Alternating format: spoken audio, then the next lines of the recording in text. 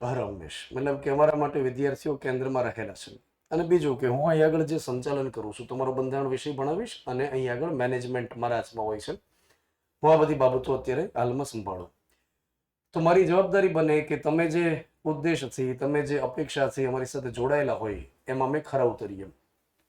જેમ કે આમાંથી ઘણા બધા એવા વિદ્યાર્થીઓ હોય છે કે જે હોમ હોસ્ટેલમાં રહેતા હોય, બહાર કોઈ જિલ્લામાંથી, તાલુકામાંથી આવેલા હોય, અને અહીંયા આગળ ભાવનગરમાં રહેવા પાછળનો એમનો મૂળ ઉદ્દેશ શું હોય તો કે આપણે બેચ કરીએ, એમનો મૂળ ઉદ્દેશ હોય. જેમ કે અમારી બેચની અંદર કચ્છમાંથી વિદ્યાર્થીઓ આવે છે, અમારી બેચમાંથી દાહોદમાંથી આવે છે, ત્યાર પછી છેલ્લે બનાસકાંઠામાંથી, કોન્સ્ટેબલની બેચમાં બનાસકાંઠામાંથી આવ્યા, મહીસાગરમાંથી આવ્યા, ત્યાર પછી વલસાડમાંથી વિદ્યાર્થીઓ આવે સ્પેશિયલી બેચ કરવા માટે. કોલેજ નથી કરતા, માત્ર બેચ કરે.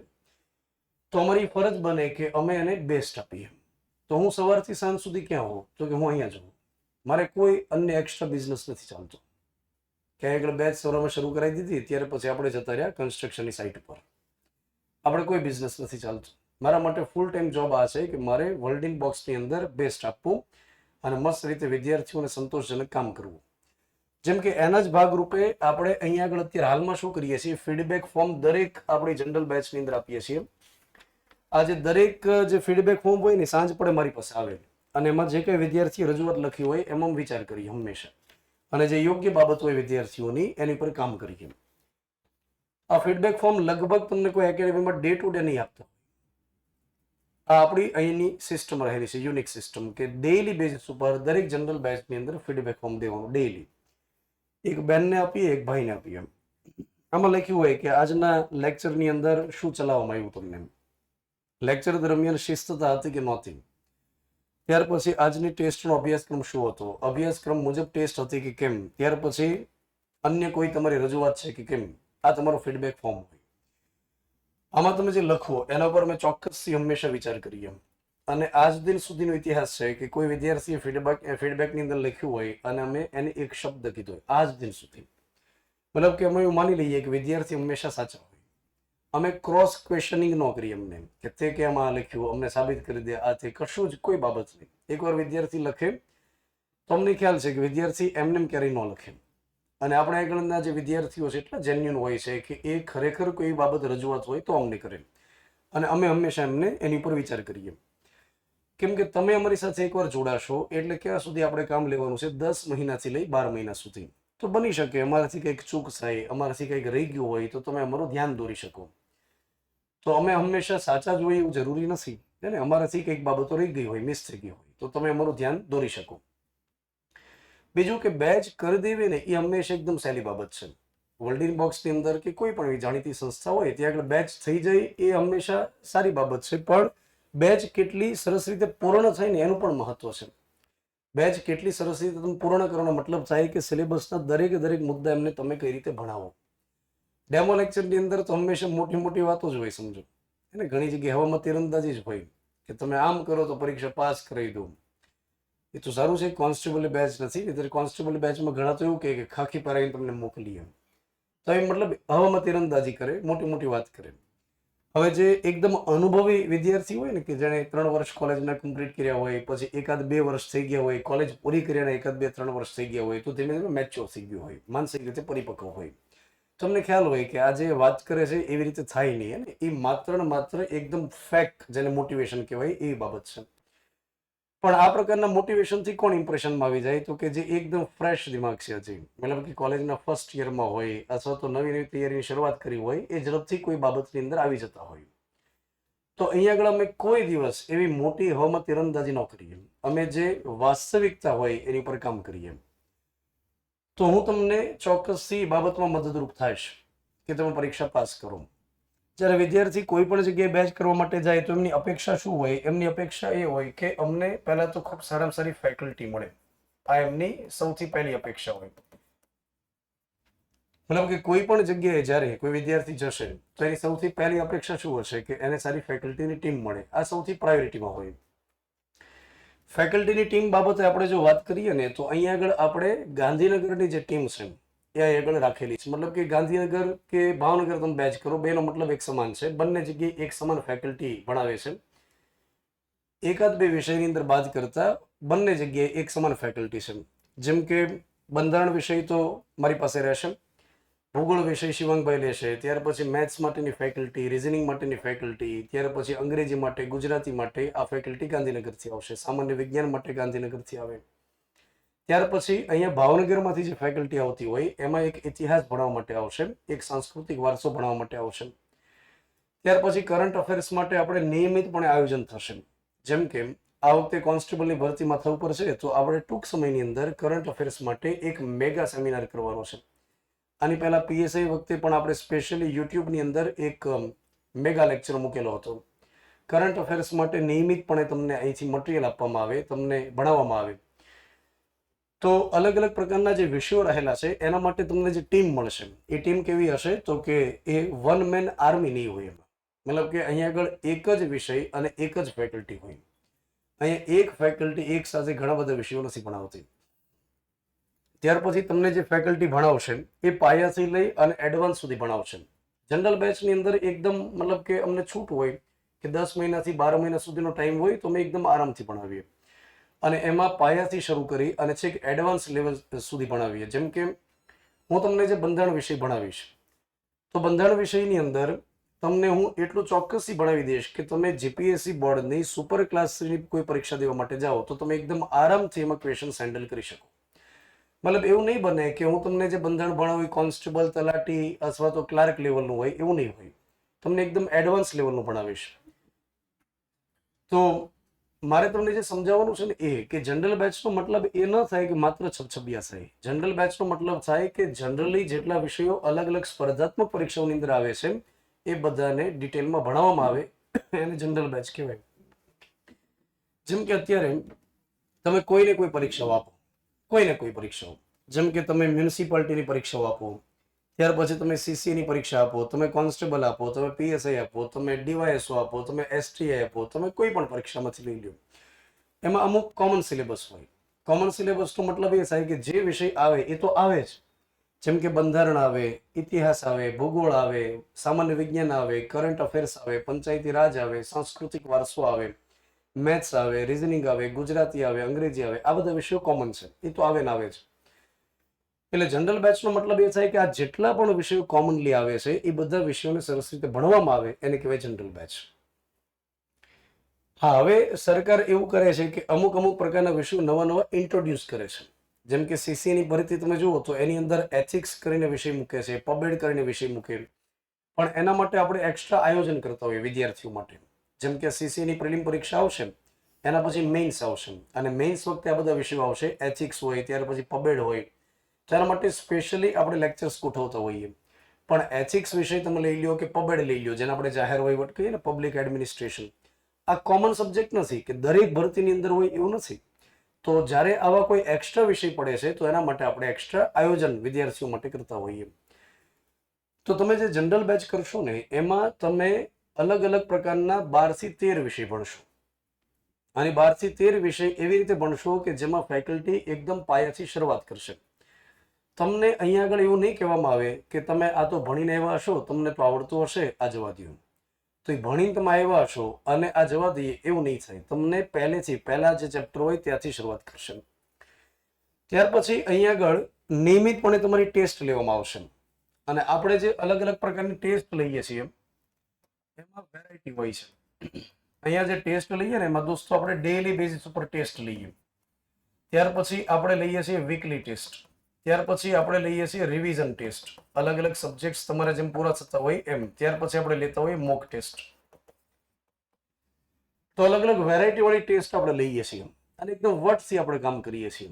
ડેઈલી ટેસ્ટની અંદર સિલેબસની અંદર શું હોય તો કે ડેઈલી ટેસ્ટમાં જનરલ નોલેજ હોય, મેથ્સ હોય, રિઝનિંગ હોય, પછી તમે જેમ જેમ વિષયો ભણતા હોય એ મુજબ ટેસ્ટ હોય. ત્યાર પછી જીસીઆરટીની ટેસ્ટ હોય. ધોરણ 6 થી લઈ ધોરણ 12 સુધી આપણે જીસીઆરટી બેઝ ઉપર ટેસ્ટ લઈએ. ત્યાર પછી વીકલી ટેસ્ટની અંદર શું થાય તો કે આખા અઠવાડિયા દરમિયાન તમે જે ભણ્યા હોય એની વીકલી ટેસ્ટ હોય સોમવારે. રિવિઝન ટેસ્ટ કઈ રીતે હોય તો કે આખા મંથની ટેસ્ટ હોય. આખા મંથ દરમિયાન તમે જે ભણ્યા એમાંથી ટેસ્ટ હોય. ત્યાર પછી મોક ટેસ્ટનો મતલબ થાય કે ફૂલ સિલેબસ ટેસ્ટ. જેમ કે કોઈ વિષય પૂર્ણ થાય ત્યાર પછી આપણે એની ફૂલ સિલેબસ ટેસ્ટ લઈએ. પછી કોન્સ્ટેબલ પરીક્ષા અત્યારે માથા ઉપર છે તો એની મોક ટેસ્ટ રાઉન્ડ શરૂ છે. પછી પીએસઆઈની પરીક્ષાની પહેલા હતી ત્યારે મોક ટેસ્ટ આપણે લીધા. સીસીની પરીક્ષા માટે આપણે એની પહેલા ટેસ્ટ લીધી. તો જે પરીક્ષા નજીકમાં આવનારી હોય એના માટે આપણે શું ગોઠવીએ? એના માટે મોક ટેસ્ટ ગોઠવીએ. આ ટેસ્ટ જે હોય ને, ટેસ્ટ એ અઠવાડિયે એકવાર ન લેવાની હોય. સમજો, આ ટેસ્ટ જે હોય ને એ અઠવાડિયે લેવાથી મૂલ્યાંકન ન થાય. આ ડેઈલી લેવાની હોય. જેમ કે આજ હું તમને બંધારણમાં જે કંઈ ભણાવીશ ને, તો એમાંથી આવતીકાલે તમારે ટેસ્ટ આવશે. આજ બંધારણમાં હું તમને જે ભણાવું એમાંથી આવતીકાલે તમારી ટેસ્ટ આવશે. તો ટેસ્ટના માધ્યમથી તમને જવાબદારીની ભાવના આવે કે યસ, આજ જે ભણાવ્યું એ મારે વાંચીને જવાનું છે. મૂલ્યાંકન થશે. તમને ખ્યાલ આવશે કે આપણે વાંચ્યું હતું અને પરીક્ષાની અંદર આવડ્યું કે ન આવડ્યું. ઘણીવાર તમે વાંચ્યું હોય પણ પરીક્ષાની અંદર જે વિધાનવાળા સ્વરૂપની અંદર સવાલ હોય ત્યાં ગફલત થઈ જાય. તો મૂલ્યાંકન તો ડેઈલી થવું જોઈએ ને, કઈ સમયાંતરે, એટલે અઠવાડિયે 15 દિવસે નો ટેસ્ટ હોય. ટેસ્ટ નિયમિત પણ હોવી જોઈએ. તો ટેસ્ટ આપણે તો ભરી લેશું, જબરદસ્ત રીતે ટેસ્ટ લેશું. ત્યાર પછી તમને એક મટીરિયલ સેટ મળવા પાત્ર થશે. ત્યાર પછી મેં તમને હમણાં વાત કરી કે જે વિડીયો લેક્ચર્સ રહેલા છે તમારા, એની એક્સેસ તમને મળવા પાત્ર થશે. વિડીયો લેક્ચર માટે એક્સેસ તમને મળશે. લાઇબ્રેરીની સુવિધા રહેતી હોય. ત્યાર પછી આપણે આગળ વાત કરીએ કે જ્યારે વિદ્યાર્થીઓ બેચની અંદર જોડાય ત્યારે અમને એવું કહેતા હોય કે સાહેબ તમે પાસ કરવા માટે ગેરંટી આપો ખરા. ઘણા વિદ્યાર્થીઓ ફોનમાં પૂછે, રૂબરૂ આવીને પૂછે કે હે સાહેબ અમે એકલા બેચની અંદર જોડાઈ જઈએ તો તમે ગેરંટી આપી દો. તો અમે ગેરંટી ન આપીએ. જો હું તમને સ્પષ્ટતા કરું છું, પહેલા દિવસની અંદર મારે કોઈ હવામાં તીરંદાજી કરવાની નથી. હું તમને પાસ કરવાની ગેરંટી ન આપી શકું, પણ હું તમને બે બાબતની ખાતરી આપી શકું. જેમ કે પહેલી ખાતરી એ છે કે અમે તમને જે ભણાવીએ ને એ પરીક્ષાલક્ષી ભણાવીએ. એમાંથી પરીક્ષામાં સવાલ પૂછાય એની ગેરંટી તમને દઈએ. જેમ કે મારી પાસે તમારો વિષય છે બંધારણ. તો બંધારણની અંદર મારે તમને એકદમ એવી રીતે ભણાવવાનું છે કે તમને કોઈ પરીક્ષાની અંદર સવાલ બહાર ન જાય. આની હું તમને ખાતરી આપી શકું કે તમે કોઈ પણ ક્લાસ 3 સુપર ક્લાસ 3 નું પેપર દેવા માટે જાઓ અને ત્યાર પછી મને એકદમ વટથી તમે મળી શકો કે તમે ભણાવ્યું હતું અને સવાલ બહાર કેમ ગયો. તો એના માટે હું જવાબદાર છું. ચલો, પણ કોઈ એમ કે પાસ કરવાની ગેરંટી આપી દો તો એ ક્યાંથી મેળ પડે? હું આગળ તમને રાષ્ટ્રપતિ ટકારા જેવો ભણાવું, કોઈ સવાલ બહાર ન જાય એવી રીતે ભણાવું, પણ ઘરે જઈને તમે યાદ જ ન કરો તો કેમ ભેગું થાય? ત્યાર પછી બીજી ગેરંટી અમે એ તમને દઈએ કે જે બેચ તમારી શરૂ કરીએ એને મસ્ત રીતે પૂર્ણ કરીએ. તમારા જે સિલેબસના મુદ્દાઓ રહેલા છે એને પૂર્ણ કરીએ. તો આની ખાતરી હોય એને તમને આની ખાતરીમાં દઈ શકીએ. તો પાસ તમને કોઈ કરવા માટે ગેરંટી આપતું હોય ને કે હું તમને પાસ કરાવી દઈશ, તો એ સમજી લેજો કે એક પ્રકારે તમને ભોળવવા માટેનું એક હથિયાર હોય. તો જે સામાન્ય રીતે મેચ્યોર લોકો હોય ને ખ્યાલ આવે કે આમ પાસ ન થવાય, એના માટે મહેનત કરવી પડે. સ્પર્ધાત્મક પરીક્ષા માટે અમુક મિથ ચાલતા હોય છે. જેમ કે ઘણા એવું વિચારતા હોય કે ભરતી અત્યારે છે પછી ભરતી નહીં હોય. કેટલાક એવું વિચારે કે 2027માં વિધાનસભાની ચૂંટણી છે ને એટલે ભરતીઓ કરશે, 2027 પછી નહીં કરે. આવું ઘણા કહેતા હોય. મને ઘણા કહી દઈશ કે 2027 સુધી ભરતી આવશે પછી નહીં આવે. તો હું એની સાથે કોઈ માથાકૂટ કરું નહીં. હું એને હળવું એક દિન સ્માઇલ આપી દઉં. કેમ કે મને ખ્યાલ છે કે એ અધૂરો ઘડો છે. 2014 થી આ ફિલ્ડની અંદર હું રહેલો છું અને આ પ્રકારની બાબતો સંભાળું છું એકેડેમીની. તો મને ખ્યાલ છે કે લગાતાર સરકાર ભરતીઓ કરે છે. હા, પહેલા જે સરકાર ભરતી કરતી ને એમાં ગેપ હતો વચ્ચે. પહેલા કોઈ મેજર પરીક્ષા આવી જાય ત્યાર પછી વચ્ચે ગેપ રહેતો, 2 વર્ષ, 1.5 વર્ષ, 1 વર્ષ એવી રીતે ગેપ રહેતો. પણ અત્યારના સમયની અંદર તમે જુઓ, લગાતાર સરકાર ભરતીઓ કરે છે. લગાતાર મતલબ કે લગભગ રવિવાર ખાલી હોય તો કે જેમાં પરીક્ષા ન હોય. જેમ કે મ્યુનિસિપાલિટીની પરીક્ષાઓ, ત્યાર પછી ટેટ અને ટાટની પરીક્ષાઓ, ત્યાર પછી અત્યારે હાલમાં જુઓ તો હેલ્થ માટેની પરીક્ષા બહાર પડી છે. ત્યાર પછી મુખ્ય સેવિકા માટે બહાર પડી. ટૂંક સમયની અંદર કોન્સ્ટેબલની પરીક્ષા લેવાશે 14મી જૂનના દિવસે. ત્યાર પછી આગામી સમયમાં સીસીની પરીક્ષા લેવાશે. ફોરેસ્ટની ભરતી ટૂંક સમયમાં આવનારી છે. ત્યાર પછી તલાટીની ભરતી ટૂંક સમયની અંદર આવનારી છે અને તલાટીની મોટી જગ્યાઓ બહાર પડે છે અત્યારે. તો કોઈ એમ કહેતું હોય કે ભરતી ટૂંક સમય માટે છે, ખોટી વાત છે. અને હું તો તમને બહુ સ્પષ્ટ કહું કે આ જે ભારતીય જનતા પાર્ટીની સરકાર છે એને ચૂંટણી જીતવા માટે પરીક્ષાઓ લેવાની ક્યાં જરૂરિયાત છે? એ તો એમને ચૂંટણી જીતે છે. તો એ પરીક્ષા લે તો ચૂંટણી જીતે એ બાબત ખોટી છે. તો લગાતાર ભરતીઓ આવે છે. જો તમે એકવાર ડિસાઈડ કરી લીધું હોય કે ના મારે આ બધી પરીક્ષાઓની તૈયારી કરવી છે તો બહુ વધારે વિચાર ન કરવો અને જે સમયથી વિચાર કર્યો હોય એ જ સમયથી તમારે તૈયારીમાં લાગી જવું ને એક દિવસ આપણા માટે અગત્યનો હોય.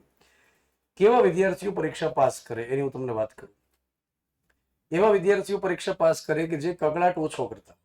બે પ્રકારના વિદ્યાર્થીઓ હોય, એક કકળાટિયા હોય અને બીજા હોય પોઝિટિવ હોય. જે કકળાટિયા હોય ને દરેક વાતની અંદર કકળાટ કરે. કંઈક માનો કે નીચે ઉભા રહ્યા હોય અને ત્યાં આગળ એવી રીતે વાત કરે કે મોટા ભરતી જે બહાર પડી એમાં તો આટલી જ જગ્યા છે. આમાં તો મૂળ યાર 200 જગ્યા છે, તો એમાં કેમ મેળ કરવો? તો આપણે એને કેવું જોઈએ કે તું રાહ જો ને, જયારે 20,000 જગ્યા બહાર પડે ત્યારે તારે ફોર્મ ભરવાનું, 200 બહાર પડે ત્યારે ફોર્મ નહીં ભરવાનું. હવે એ તો આપણા હાથમાં નથી ને, સમજો કેટલી જગ્યા બહાર પડી તો આપણા હાથમાં નથી. તો જે વસ્તુ આપણા હાથમાં ન હોય એની પર આપણે શા માટે કકલાટ કરવો? એનાથી કોઈ ફરક નથી પડતો આપણે કકલાટ કરવાથી. બીજું કે ઘણા એવી રીતે વાત કરતા હોય કે આ વખતે હવે પેટર્ન આખી ચેન્જ કરી નાખી, સિલેબસ ફેરવી નાખ્યો, વિધાનવાળા સ્વરૂપની અંદર સવાલ આવે છે, આ છે તે છે. તો સમયની સાથે હંમેશા બદલાવ આવે, સમયની સાથે હંમેશા બદલાવ આવે, અને જે વ્યક્તિ સમયની સાથે બદલાઈ શકે એ ટકી શકે, અને જે સમયની સાથે બદલી ન શકે એ લુપ્ત થઈ જાય. જેમ કે પરીક્ષાનું લેવલ ચોક્કસથી બદલાનું છે, આપણે સમજીએ છીએ કે આની પહેલા 2008ની અંદર જ્યારે જીપીએસસીની પરીક્ષા લેવામાં આવી, જીપીએસસી ક્લાસ 1-2 પ્રિલિમ પરીક્ષા, એમાં એક સવાલ હતો કે નીલમબાગ પેલેસ ક્યાં આવેલો છે? આ સવાલ હતો 2008ની અંદર. હવે એવા સવાલ થોડા પૂછાય જીપીએસસીમાં. હવે તો એવા સવાલ પૂછાય કે નીલમબાગ પેલેસમાં જે પથ્થર વપરાણું એ ક્યાંથી આવ્યો હતો? તો હવે આખા સવાલના લેવલ ફરી ગયા. પછી તમે જીપીએસસી બોર્ડની પરીક્ષાનું ટાર્ગેટ કરો તો પેપર લેન્થી આવે છે, પેપર લેન્થી. જેમ કે છેલ્લે એસટીએ નો પેપર કદાચ કોઈ જોયું હોય તો એ પેપર નહોતું, એ પુસ્તિકા હતી. લગભગ 64 પેજનું પેપર હતું, 64 પેજનું. તો આપણે સમયની સાથે બદલાવવું પડશે. જો અમે બદલાઈએ છીએ, સમજો અમે એવી જ રીતે ભણાવીએ છીએ કે અત્યારે હાલના સમયમાં ટ્રેન્ડિંગમાં કયા પ્રકારના પ્રશ્નો પૂછાય છે, તો તમને એ જ મુજબ ભણાવીએ છીએ. અને જે ભણાવીએ એકદમ લોખંડ છાપ ભણાવીએ છીએ, લોખંડ છાપ, લાકડા છાપે નહીં. અને તમે ભણશો ત્યારે તમને ખ્યાલ આવશે કે હા ભાઈ, આજે ભણાવે છે માત્ર છબછબિયા નથી, ડૂબકી લગાડે છે. તો આપણે બદલાવવું પડશે, ગગડાટ નહીં કરવાનું, શાંત મને આપણે તૈયારી કરવાની. બીજું કે જ્યારે આપણે તૈયારીની શરૂઆત કરીએ ત્યારે ઢોલ નહીં પીટવાનું. જેમ કે ઘણા તૈયારીની શરૂઆત કરે ને એટલે ઘણી જગ્યાએ વાત કરે કે ભાઈ બની જવાનું ટૂંક સમયમાં, બસ પરીક્ષા લેવાની રાહ છે ખાલી. પછી 2-3 દુકાનમાં ઉધારી કરી નાખે ભાઈ કોન્સ્ટેબલ થઈ જવાનું છે. તો આ રીતે આખા ગામને કહેવાનું નહીં, આપણે કુટુંબ પરિવારને નહીં કહેવાનું. કેમ કે ઘણા આ રીતે કહીને ફરે પછી રિઝલ્ટ જ્યારે ન નીકળે ને ત્યારે એને બહુ સ્ટ્રેસ આવે. તો આપણે એકદમ શાંત રીતે તૈયારી કરવાની અને બહુ વધારે પડતી આપણે બાબતો જાહેર નહીં કરવાની. બીજું કે જ્યારે તૈયારી આપણે કરીએ એ સમય દરમિયાન કેટલીક બાબતોનો સ્વીકાર કરવાનો. જેમ કે થોડો સમય લાગશે, પરીક્ષા પાસ કરવામાં સમય લાગશે, અચાનક 2-3-4 મહિનામાં તૈયારી નહીં થઈ જાય. હવે આપણે કોલેજ કરવી હોય તો એના માટે 3 કે 4 વર્ષ લાગે છે. તો આ તો સ્પર્ધાત્મક પરીક્ષા રહેલી છે જેમાં પાસ થવાનું મહત્વ નથી, એમાં મેરિટમાં આવવાનું મહત્વ છે. તો એના માટે થોડો સમય લાગશે, એ બાબતનો સ્વીકાર આપણે કરીએ. કેટલાક વિદ્યાર્થીઓની ટેવ એવી હોય કે અત્યારે તૈયારીની શરૂઆત કરી, હવે માનો કે ટૂંક સમયની અંદર જે ફોર્મ ભરાશે એ ફોર્મ ભરી દેશે. ફોર્મ ભરવું એમાં કોઈ પેલી ચિંતાનો વિષય નથી, ફોર્મ ભરાય, પરીક્ષા દેવાઈ જવાય. પણ એ વળી પાછી એવી અપેક્ષા બાંધે કે હું એ જ પરીક્ષા પાસ થઈ જાઉં. તો અત્યારે તૈયારીની શરૂઆત કરી, પછી 2 મહિનામાં કોઈ પરીક્ષા લેવાય અને એવી રીતે પરીક્ષા દેવા જાય કે ભાઈ પાસ થઈ જવું જોઈએ. તો 2 મહિનાની અંદર પાસ થવું બહુ મુશ્કેલી વાળું છે ભાઈ, અત્યંત મુશ્કેલી વાળું છે. પછી એ શું કરે છે કે 2 મહિનામાં જે પરીક્ષા આવી એમાં ફેલ થયું, એટલે એના પછી જે મહિના કે 2 મહિના પછી ફરીવાર કોઈ પરીક્ષા આવી તો એ વળી પાછું સિરિયસ દેવા મળે. તો બાકીની તૈયારી સાઈડમાં કરે, એ પરીક્ષાને ટાર્ગેટ કરે, વળી પાછી 1-2-3 મહિના થાય બીજી કોઈ પરીક્ષાને ટાર્ગેટ કરે. આવી રીતે તૈયારી કરે ને એમાં વાર લાગે. જેમ કે મકર સંક્રાંતિમાં ઘણા જે પતંગ ઉડાડતા હોય તો એમાં ઘણાને એવી ટેવ હોય કે હજી પતંગ અગાસીની બહાર જઈને ત્યાં લગાડી દે કોઈક ની, અને ઠમક ઠમક કરવા જાય ત્યાં કપાઈ જાય. અને મને જ્યાં સુધી ખ્યાલ છે ત્યાં સુધી ઘણા વિદ્યાર્થી તો એ કાનેતર જ બાંધતા હોય આખો દિવસ. પતંગ ઉડાડતો એ બહુ ઓછો આપણે જોઈએ કે જેવો બહાર કાઢ્યો સીધો કપાઈ ગયો. અને કેટલાક ને એવી ટેવ હોય કે શરૂઆતમાં કોઈને લગાડીને એકદમ નીચે રાખે અને ઢીલ જવા દે, પેલા લાંબો ગાળો કરે અને પછી આરામથી ખેંચે. તો લાંબો ગાળો હોય ને તો પતંગ સામેવાળાને કપાય. તો આગળ થોડોક લાંબો ગાળો કરવો જોઈશે તમારે. લાંબો ગાળો એટલે તમારે પહેલા દરેક વિષય છે એને ભણવા પડશે, એની સમજ લેવી પડશે, અને ત્યાર પછી તમે કોઈ પરીક્ષા આપો તો એને એકદમ આરામથી તમે ક્રેક કરી શકો. પરીક્ષા દેવાની, તમારી જ્યારે તૈયારી શરૂ હોય ત્યારે પરીક્ષા દેવાની, કેમ કે અનુભવ જ હોય જે આપણને ઘણી બધી બાબતો શીખવાડે. પરીક્ષાના સેન્ટરમાં પરીક્ષા દેવી અને તમે ઘરે કોઈ પેપર સોલ્વ કરો, બેમાં ફરક હોય છે. જ્યારે કોઈ પરીક્ષા જાય અને પછી હું ક્લાસમાં પૂછું કે પેપર કેમ લાગ્યો, તો ઘણા કહેતા હોય કે એકદમ સહેલો લાગ્યો. હું પૂછું તું દેવા ગયો હતો, તો કે ના ઘરે જોયો હતો. તો ઘરે પેપર હંમેશા સહેલા લાગે. તો તમે સેન્ટરની અંદર તમે જ્યારે પેપર દેવા માટે જાઓ ત્યારે ઘડિયાળના કાંટે આપણે સોલ્વ કરવાનું છે. તો એના માટે થઈ અને આપણે અનુભવ લેવાનો, પણ આપણે સિરિયસ ન થઈ જાય કે ના ભાઈ મેં તૈયારીની શરૂઆત કરી તો મહિના 2 મહિના 3 મહિના પરીક્ષા પાસ કરવું. બીજું કે સમજ મેળવીને તૈયારી કરશું આપણે. હાવ જે અત્યારે હાલમાં રહેલો છે, હાવ કે સ્પર્ધાત્મક પરીક્ષામાં આટલા લાખ ફોર્મ ભરે, આટલા તૈયારી કરે, એમાંથી સિરિયસલી તૈયારી કરતા હોય ને 25% માંડ હોય છે. સમજો, જેટલા લાખ ફોર્મ ભરાઈશ ને એમાંથી 25% હોય જે સિરિયસલી તૈયારી કરતા હોય, નિયમિતપણે વાંચતા હોય. આમાં સૌથી વધારે મહત્વ છે નિયમિતતાનું. નિયમિતતાનું મહત્વ એ છે કે તમે એક દિવસમાં જો 6 કલાક વાંચો તો 6 કલાક નિયમિત વાંચો. ઘણા મને કહે સાહેબ આમાં પાસ થવું હોય તો કેટલી કલાક વાંચવું જોઈએ? તો આમાં કોઈ ફિક્સ નથી ભાઈ. કોઈ મારી જેવું હોય તો 12 કલાક વાંચવું જોઈએ, તમારી જેવું હોય તો 6 કલાકમાં કામ થઈ જાય. તો આમાં કોઈ એવું નથી કે જે વધારે કલાક ભરે એ વધારે પરીક્ષા પાસ કરે, એવું ન હોય. ઘણા 7-8 કલાક વાંચીને પરીક્ષા પાસ કરે, ઘણા 10 કલાક વાંચીને પાસ કરે. પણ મારું કહેવાનું એમ હોય કે તમે જેટલી કલાક ભરો ને એટલી કલાક નિયમિત ભરો. તો 8 કલાક વાંચો તો ડેઈલી 8 કલાક વાંચો. પછી ઘણા શું કરે કે પહેલા દિવસે એ 10 કલાક વાંચે, બીજે દિવસે 6 કલાક વાંચે, પછી એવરેજ કાઢે 8 કલાક થઈ ગઈ. તો એવરેજ નહીં કાઢવાની. પછી એક દિવસ વાંચે તો 12 કલાક વાંચે, પછી 3-4 દિવસ વાંચે જ નહીં, એ પથરી પડ્યો હોય, બઠો પડી ગયો હોય. પછી જયારે વાંચે ત્યારે ભૂકા કાઢી નાખે. તો ઓલું કે ને કે ગાંડો નાય નહીં, અને નાય ત્યારે ઘસી નાખે. તો આવી તૈયારી તમને કોઈ જગ્યાએ ન પહોંચાડે. અને સૌથી પહેલી બાબત, તમારે તૈયારીની શરૂઆત કરો ને ત્યારે શું કરવું જોઈએ કે અગાઉની પરીક્ષામાં જે સવાલ પૂછાય છે એનું થોડું એનાલિસિસ કરવું જોઈએ. ભલે તમને સવાલ નહીં આવડે, તમે જ્યારે તૈયારીની શરૂઆત કરતા હોય ત્યારે સવાલ નહીં આવડે તમને, તમારે માત્ર સવાલને નિહાળવાના છે કે આ લોકો કેવા ક્વેશ્ચન્સ પૂછે છે મને, બંધારણમાં, ઇતિહાસમાં, ભૂગોળમાં કેવા ક્વેશ્ચન્સ આવે છે. તો એનાલિસિસ તમારે કરતા રહેવું પડે.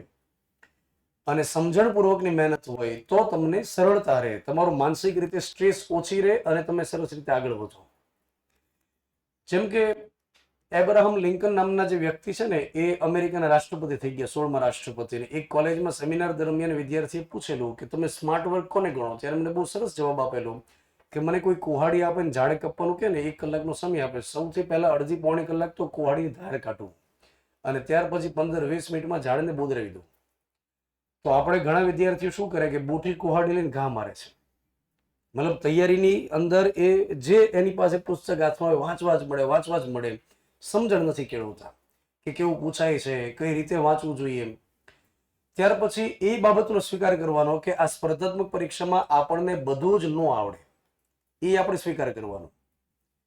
ઘણા હોય ને એ ગૂગલ થવા જાય, પોતાની જાતને ગૂગલ સમજે, પોતાની જે આખું ગ્રુપ હોય ટીમ હોય ને એમાં ગૂગલ તરીકે જ ઓળખાતું હોય.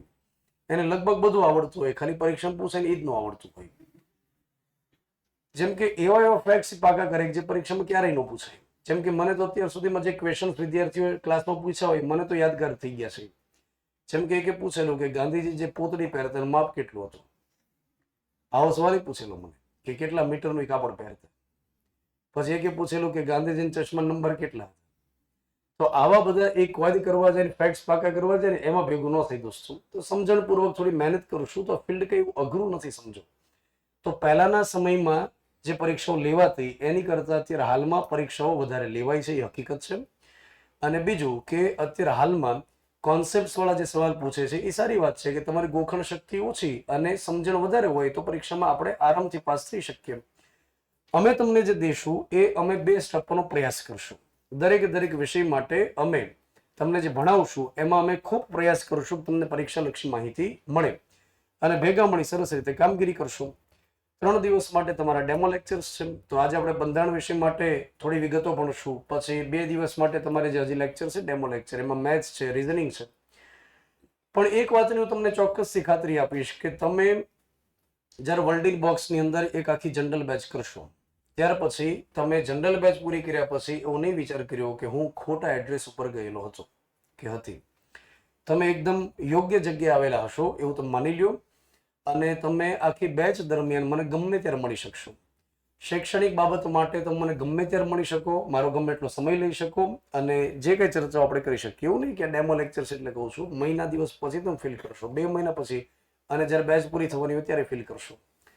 તો મને ગમે ત્યારે તમારે મળવાની છૂટ છે. કોઈ પણ તમારી રજૂઆત હોય બિંદાસ મને મળવું અને એ જ રીતે તમને શૈક્ષણિક કોઈ તણાવ હોય, કોઈ સ્ટ્રેસ હોય તો એ બાબતની ચર્ચા માટે તમારે ભેગા થવું. ટાઈમ ટેબલ બનાવવા માટે ઘણા વિદ્યાર્થીઓ આવતા હોય. પહેલા તો હું એકદમ સારો વ્યક્તિ હતો, અત્યારે જે સારું છું ને એની કરતાંય સારો હતો પહેલા. પછી ધીમે ધીમે હું સુધર્યો. પહેલા વિદ્યાર્થીઓ ડાયરેક્ટ આવતા કે સાહેબ ટાઈમ ટેબલ બનાવી દો, નોટબુક ને પેન મને આપી દે. એટલે હું ટાઈમ ટેબલ બનાવવા જેવું બેઠું એટલે મને તરત સૂચનાઓ આપે, એક પછી એક સૂચના શરૂ થાય કે ગણિત છે ને સાહેબ એ રાત્રે રાખજો પાછા એમ. એટલે હું કહું કે ગણિત કેમ રાત્રે? તો કે રાત્રે 10 સાડા 10 રાખો ને તો આમ જ્યારે ગણિતના દાખલા ગણવા બેઠીએ ત્યારે 90 ડિગ્રીનો ખૂણો હોય. પછી 2 4 5 દાખલા ગણીએ તો ડિગ્રી વધતી જાય, પછી 10મા દાખલે તો લગભગ ઊંઘ સરસ આવે કે 180 થઈ જાય કે તો ગણિત તો રાત્રે જ રાખજો. પછી કે સાહિત્ય સાંજે 7 વાગે રાખજો. મેં કેમ તો પેલા પંખીડા ઘરે માળામાં જતો હોય ને જોઈને આપણે સાહિત્ય કરી બહુ મજા આવે કે. પછી ટાઈમ ટેબલ બનાવવાનું આપણે બંધ કર્યું. કોઈ ટાઈમ ટેબલ બનાવીને લઈને આવે તો આપણે વળી પાછા એને જોઈ દઈએ કે કેવું કહેવાય એમ. તો એક સરસ ટાઈમ ટેબલ મારા ધ્યાનમાં આવેલું પહેલા કે એમાં લખ્યું હતું કે સવારે 6 વાગે જાગવું. નીચે નોંધ કરી લખ્યું 7 વાગે તો જાગી જ જવું. તો મેં કીધું આ સરસ પાસ થઈ જશે. તો તમારે ટાઈમ ટેબલની કોઈ બાબત હોય તો મને ચોક્કસથી મળી શકશો. આમાંથી એવા કેટલા વિદ્યાર્થીઓ છે કે જે સરકારીમાં ભણીને આવ્યા છે, સરકારી નિહાળમાં ભણીને આવ્યો હોય હું જાગડી કરું મારી જેમ ઘણા ભણીને આવ્યા છે. તો સરકારી નિશાળની અંદર ભણ્યા હોય ને એ લગભગ આમ દાજી ગયેલા હોય. દાજી ગયેલા એટલે કે આમ લગભગ સવાલ જવાબ ન થાય એમ. હવે તો સરકારી સ્કૂલમાં સરસ શિક્ષકો બધા કામ કરે, પણ પહેલા જે કામ કરતા ને એમાં એક મહાનતાનો સિદ્ધાંત હતો કે સાહેબ જે કંઈ મહાન અને એમાં કોઈ ક્વેશ્ચનિંગ ન હોય. તો આગળ એવો માહોલ નહીં હોય સરકારી જેવો. અહીં આગળ તમને જ્યારે મન થાય ત્યારે શરૂ ક્લાસે તમે મને સવાલ પૂછી શકો, કોઈ પણ ફેકલ્ટીને પૂછી શકો. ગમે ત્યારે સવાલ થાય, ગમે એટલી વાર થાય, તમે એકદમ આરામથી સવાલ પૂછશો. એમાં જ્યારે આપણે એક વાતાવરણ એવું ક્રિએટ કરવાનું કે જ્યારે કોઈ વિદ્યાર્થી કે કોઈ બેન સવાલ પૂછે તો એ સમય દરમિયાન કોઈ દાંત નહીં કાઢવાના, ખીખી નહીં કરવાનું, એને માન આપવાનું. કેમ કે જો બધાને આવડતું જ હોય તો બેચ કરવા માટે શા માટે આવે? તો આપણી એ ફરજ હોવી જોઈએ કે દરેકને એવી અભિવ્યક્તિની છૂટ દઈએ. તો જ્યારે કોઈ વિદ્યાર્થી સવાલ કરે એ સમય દરમિયાન એને એકદમ ગંભીરતાથી એ સાંભળવાનું અને તમારે તે કોઈ શરમ નહીં રાખવાની, સંકોચ નહીં રાખવાનું, કોઈ પણ પ્રકારની બાબત નહીં રાખવાની. ફેકલ્ટી તમને સામે ક્યારેય ક્વેશ્ચન નહીં કરે કે પહેલા તને આવડે છે તો તારે સવાલ કરવાનો, એવું નહીં રાખવાનું. એ તમને એકદમ આરામથી ટેકલ કરશે. બીજું કે બંધારણ વિષય માટે હું જે તમને ભણાવવાનું છું એમાં તમને જ્યાંથી મોજ પડે ત્યાંથી તમારે સવાલ કરવાનો, જ્યાંથી તમને મોજ પડે ત્યાંથી એકદમ બિંદાસ સવાલ કરવાનો. મતલબ કે તમારે જો ક્યારેય ટેસ્ટ કરવું હોય સમગ્ર બેચ દરમિયાન તો તમારે સ્પેશિયલી સવાલો લઈને આવવાના મારી માટે. અને ગૂગલને પૂછવાનું, ગ્રોકને પૂછવાનું, ચેટ જીપીટીને પૂછવાનું કે હાર્ડેસ્ટ ક્વેશ્ચન્સ ઇન કોન્સ્ટિટ્યુશન. પછી એક લિસ્ટ બનાવીને મારી માટે લઈને આવવાનું અને શરૂ ક્લાસે જ પૂછવાનું. એવું નહીં કે શરૂ ક્લાસે પૂછીએ અને સાહેબની ઇજ્જત જશે, તો એ તમારી ચિંતા નહીં કરવાની, એ મારી ચિંતાની બાબત છે. તો મને ક્વેશ્ચન્સ પૂછવાના, કેમ કે બંધારણ વિષય છે ને એ હવે આમ ઘરની ખેતી થઈ ગઈ છે મારે. એમાં આપણે ઓર્ગેનિક ફાર્મિંગ કરીએ છીએ, પ્રાકૃતિક ખેતી, અને ખાતર પાણી નિયમિતપણે આપણે નાખીએ છીએ ને. તો જે કંઈ પેપર લેવામાં આવે છે ને એ હું તરત જોઈ લઉં ને, તરત ક્વેશ્ચન્સ મારી નજરમાં તો આવી ગયા હોય. રવિવારે કોઈ પેપર લેવામાં આવે એટલે તરત એના ક્વેશ્ચન્સ મેં સોલ્વ કરી લીધા હોય. અને જે કરંટની અંદર કોઈ ઘટનાઓ બને તો તરત એના માટે આપણે માહિતી આપી દીધી હોય. જેમ કે હમણાં સુપ્રીમ કોર્ટની અંદર જજની સંખ્યાની અંદર ફેરફાર કરવાનો નિર્ણય સરકારે કર્યો તો એનો વિડીયો બની જ ગયો હોય અને શેર થઈ ગયો હોય. તો તમારી પાસે માહિતી પહોંચે કે ના પહોંચે, મારી પાસે બંધારણની માહિતી તો પહોંચી જાય છે. તો એ મારો વિષય છે અને ગૌરવપૂર્ણ રીતે આપણે ભણાવીએ છીએ. તો આ બાબતમાં તમારે કોઈ ચિંતા નહીં કરવાની, બંધારણ વિષય માટે થઈ અને મારી પર છોડી દેવાનું. ચાલો, તો હવે આપણે આગળ વધીએ અને જે ઉદ્દેશ માટે તમે ભેગા થયા છો એ બંધારણ વિષયને માણીએ. ચાલો, બંધારણ વિષયને આપણે શરૂઆત કરીએ છીએ. બંધારણ વિષય, આમાંથી એવા કોઈ વિદ્યાર્થીઓ ખરા કે જે અગાઉ ભણીને આવ્યા હોય? એવા કોઈ ખરા? અગાઉ ભણેલા હોય પોતાની જાતે, કોઈની પાસે, એવા કોઈ વિદ્યાર્થીઓ ખરા? એકદમ આરામથી ઉજાગરી કરવાની ને. આટલી મેં વાત કરી, હવે તો ખ્યાલ આવવો જોઈએ કે આપણે રિસ્પોન્સ દેવાનો છે. ખૂબ સરસ. અને બંધારણની એકદમ શુભ શરૂઆત કરવાનો હોય એવા કેટલા કે સાહેબ આપણે ભણવાની શરૂઆત જ કરવાની છે બંધારણ વિષય?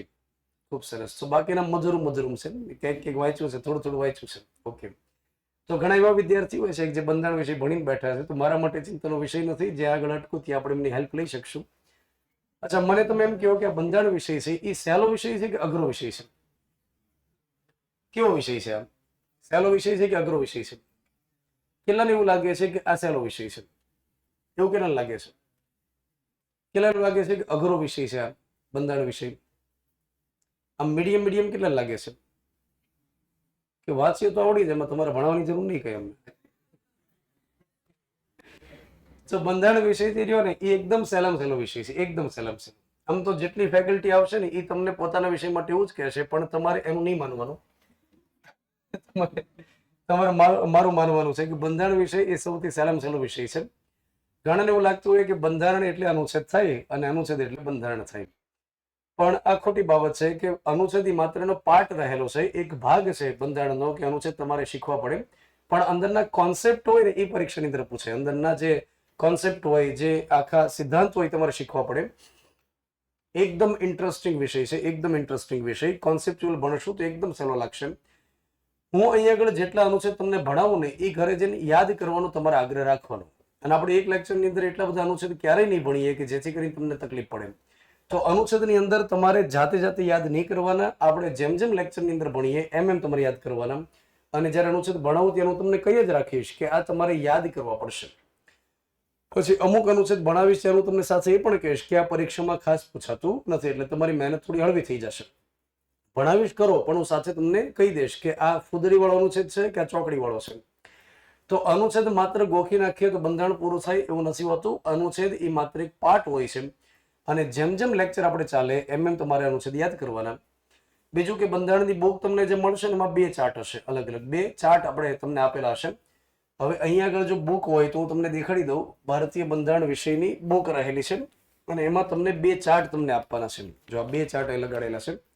આ જે 2 ચાર્ટ છે ને એમાંથી એકમાં પદાધિકારી છે, અલગ અલગ જે રાષ્ટ્રપતિ, ઉપરાષ્ટ્રપતિ, વડાપ્રધાન, એટર્ની જનરલ, રાજ્યપાલ વગેરે આવે એવા પદાધિકારી, એનો એક ચાર્ટ છે. અને બીજો ચાર્ટ છે અનુચ્છેદ માળો, પહેલેથી લઈને છેક સુધીના અનુચ્છેદ.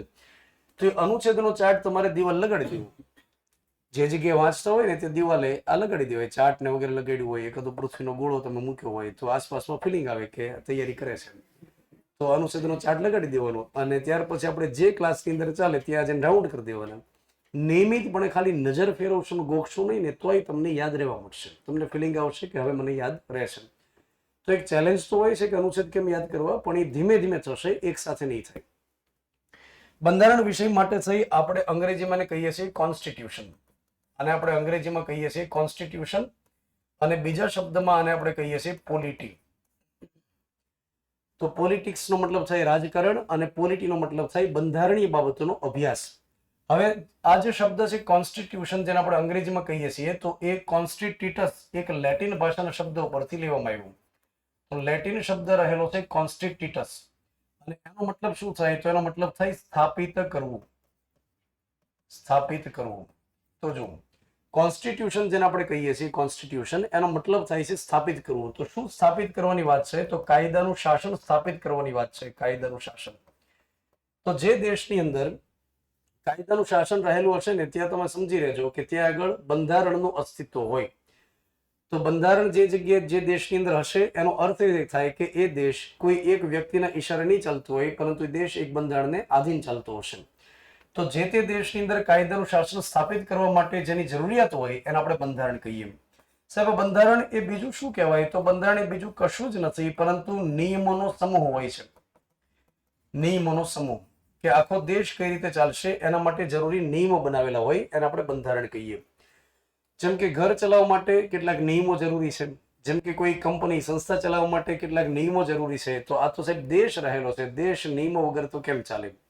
તો જે નિયમોને આધીન સમગ્ર દેશ ચાલે એને આપણે કહીએ છીએ કોન્સ્ટિટ્યુશન.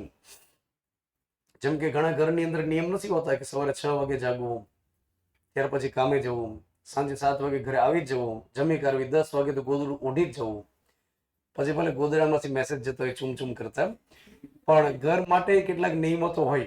એમ કંપની માટે નિયમો હોય. તો આ તો સાહેબ દેશ ચાલે છે, દેશ જે નિયમોને આધીન ચાલે એને બંધારણ કહીએ.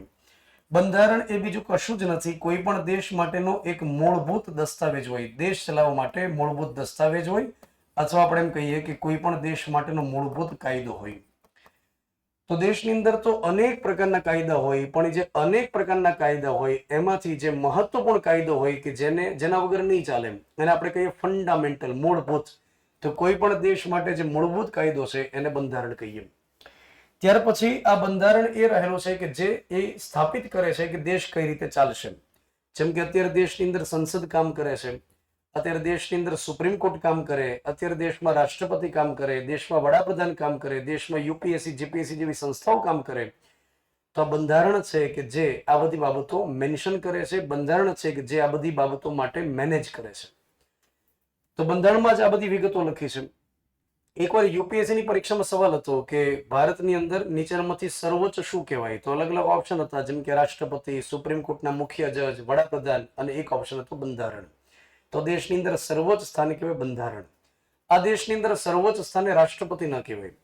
રાષ્ટ્રપતિ કરતાંય જે ઉપર છે એને આપણે શું કહીએ? બંધારણ. કેમ કે બંધારણ છે તો રાષ્ટ્રપતિ છે. બંધારણ છે તો રાષ્ટ્રપતિની સત્તા છે, બંધારણ છે તો રાષ્ટ્રપતિની ફરજ છે. તો બંધારણ થકી રાષ્ટ્રપતિ છે, રાષ્ટ્રપતિ થકી બંધારણ નથી. તો દેશની અંદર સર્વોચ્ચ સ્થાન ઉપર બંધારણ છે. દોસ્તો, કોઈ પણ દેશ હોય ને એમાં બે પ્રકારના શાસન હોય. કોઈ પણ દેશની અંદર શાસનના મુખ્યત્વે બે પ્રકાર હોય છે. જેમ કે સૌથી પહેલું શાસન હોય એને કહેવામાં આવે કાયદાનું શાસન, અને જે બીજું શાસન હોય એને કહેવામાં આવે છે વ્યક્તિનું શાસન. કોઈ પણ દેશની અંદર બે પ્રકારના શાસન હંમેશા જોવા મળે. એક હોય છે કાયદાનું શાસન અને બીજું હોય છે વ્યક્તિનું શાસન. સાહેબ, આ જે કાયદાનું શાસન હોય એને કોને કહેવાય? તો કે કાયદાનું શાસન એટલે જે દેશની અંદર બંધારણ સર્વોપરી હોય, જે દેશમાં બંધારણ સર્વોપરી હોય એને કાયદાનું શાસન કહેવાય. બંધારણના આધારે આખો દેશ ચાલતો હોય એને કાયદાનું શાસન કહેવાય. અને એક એવી શાસન વ્યવસ્થા હોય કે જેમાં કાયદો તમામ માટે એક સમાન હોય, કાયદો તમામ માટે એક સમાન હોય. મતલબ કે એમાં રાષ્ટ્રપતિ હોય, વડાપ્રધાન હોય કે કોઈ પણ XYZ વ્યક્તિ હોય, કાયદો એ તમામને લાગુ પડશે. હા, એ વાત અલગ હોય છે કે રાષ્ટ્રપતિ દેશના પ્રથમ નાગરિક હોય, બંધારણીય વડા હોય, એટલા માટે એમને અમુક અધિકાર એક્સ્ટ્રા આપેલા હોય, એ અલગ બાબત છે. પણ કાયદો એ તમામને લાગુ તો એક સમાન રીતે પડશે. એમને એક્સ્ટ્રા છૂટછાટ હોય કે રાષ્ટ્રપતિ છે તો બધાની હારવાર ન એને ગણવામાં આવે, પણ એને કાયદો તો લાગુ પડશે. અને વ્યક્તિનું શાસન કોને કહેવાય? તો કે જેમાં વ્યક્તિ સર્વોપરી હોય, જેમાં વ્યક્તિ મહાન હોય અને વ્યક્તિ જે બોલશે એ કાયદો બનશે, એને વ્યક્તિનું શાસન કહેવાય. જેમ કે આપણને ખ્યાલ છે કે જર્મનીમાં એક વ્યક્તિ થઈ ગયો હિટલર, અને હજી ઘણા નથી કહેતા કે હિટલર જેવો થયો છે. મતલબ પોતાની મનમાની કર્યા કરે, કોઈને પૂછ્યા વગર નિર્ણય કરી નાખે, પોતાનું ધાર્યું જે કરે ને શું કહેવાય? હિટલર જેવો નિર્ણય કર્યા એમ કહેવાય. તો એને વ્યક્તિનું શાસન કહેવાય. જેમ કે હું તમને બેસ્ટ એક્ઝામ્પલ આપું, આ ઉત્તર કોરિયા. આ ઉત્તર કોરિયાની અંદર પેલો જે કિમ જોન રહેલો છે, પેલો લોટકા જેવો જે રહેલો છે, એકદમ ફાઇટ જ્યાદા, હવે એ પોતે વ્યક્તિનું શાસન ત્યાં ચલાવે છે. મતલબ કે ઉત્તર કોરિયાની અંદર મનમાની કરે, મન ફાવે એવા કાયદા બનાવે, અને એવા કાયદા બનાવે કે જેમાં લોક ઉપયોગી ન થાય. જેમ કે મનસ્વી રીતે નિયમ ત્યાં આગળ હોય છે. હું તમને એકાદ બે એક્ઝામ્પલ આપું કે ત્યાં ઘરે ઘરે એવો નિયમ છે કે કિમ જોનનો ફોટો ત્યાં રાખવાનો, અને ફોટાને કશું થવું ન જોઈએ. હવે એકવાર એક મહિલાના ઘરમાં આગ લાગી, અને આગ લાગીને એમાં ફોટો અડધો સળગી ગયો. એની બાળકીને બચાવવા ગઈ, એમાં ફોટો અડધો સળગી ગયો. પોલીસને જાણ થઈ તો એને લગભગ 6 મહિનાની કેદની શિક્ષા થઈ કે ફોટો અડધો સળગ્યો કઈ રીતે. તો આ ત્યાં આગળ વ્યક્તિનું શાસન છે. હવે ભારતની અંદર તમે સમજો કે નરેન્દ્ર મોદી જે વડાપ્રધાન છે આપણા, તો એમની પાસે કેટલી વાસ્તવિક સત્તા છે. ભારતભરની અંદર એમની પાસે વાસ્તવિક સત્તા છે, પણ તેમ છતાં સંસ્કૃતિના ચોકમાં એનું પૂતળું સળગાવી શકાય. આટલી ભારતમાં લોકશાહી છે, અભિવ્યક્તિની છૂટ છે. જ્યારે ત્યાં આગળ ફોટો સળગવો ન જોઈએ. ત્યાર પછી ત્યાં નિયમ રહેલો છે કે મીટિંગ દરમિયાન કોઈ બગાસું નહીં ખાવાનું. કિમ જોને એકવાર મીટિંગ લીધી ને એમાં એક અધિકારી બગાસું આવ્યું, એટલે મીટિંગ પૂરી થઈ એટલે તોપ તૈયાર કરીને તોપે દેવડાવ્યો એને. એ તો સારું છે કે લેક્ચર નથી લેતો. લેક્ચર પૂરા થાય તો 3-4 ને તોપે દેવડાવી. તો આને શું કહેવાય? વ્યક્તિનું શાસન કહેવાય કે એમાં બહુમતીથી નિર્ણય ન થાય, મન ફાવે નિર્ણય થાય. તો ભારતની અંદર વ્યક્તિનું શાસન નથી, ભારતમાં બંધારણનું શાસન છે, કાયદાનું શાસન છે. હવે સાહેબ, બંધારણ જે જગ્યાએ હોય ને એમાં વળી પાછા બે પ્રકાર હોય. બંધારણની અંદર વળી પાછા બે પ્રકાર હોય. એમાં એક જેને કહેવામાં આવે લેખિત બંધારણ, અને બીજું જે બંધારણ હોય એને કહેવામાં આવે અલેખિત બંધારણ. તો તમારામાંથી કોઈ મને કહેશે કે સાહેબ લેખિત બંધારણ કોને કહેવાય ને અલેખિત બંધારણ કોને કહેવાય? જેને જે આવડે ખોટું પડે તો હાલે, કોઈ માથાકૂટ નહીં, કોઈ ટેકનિકલ શબ્દ નહીં, એકદમ દેશી ભાષામાં કહેવાનું. Yes sir.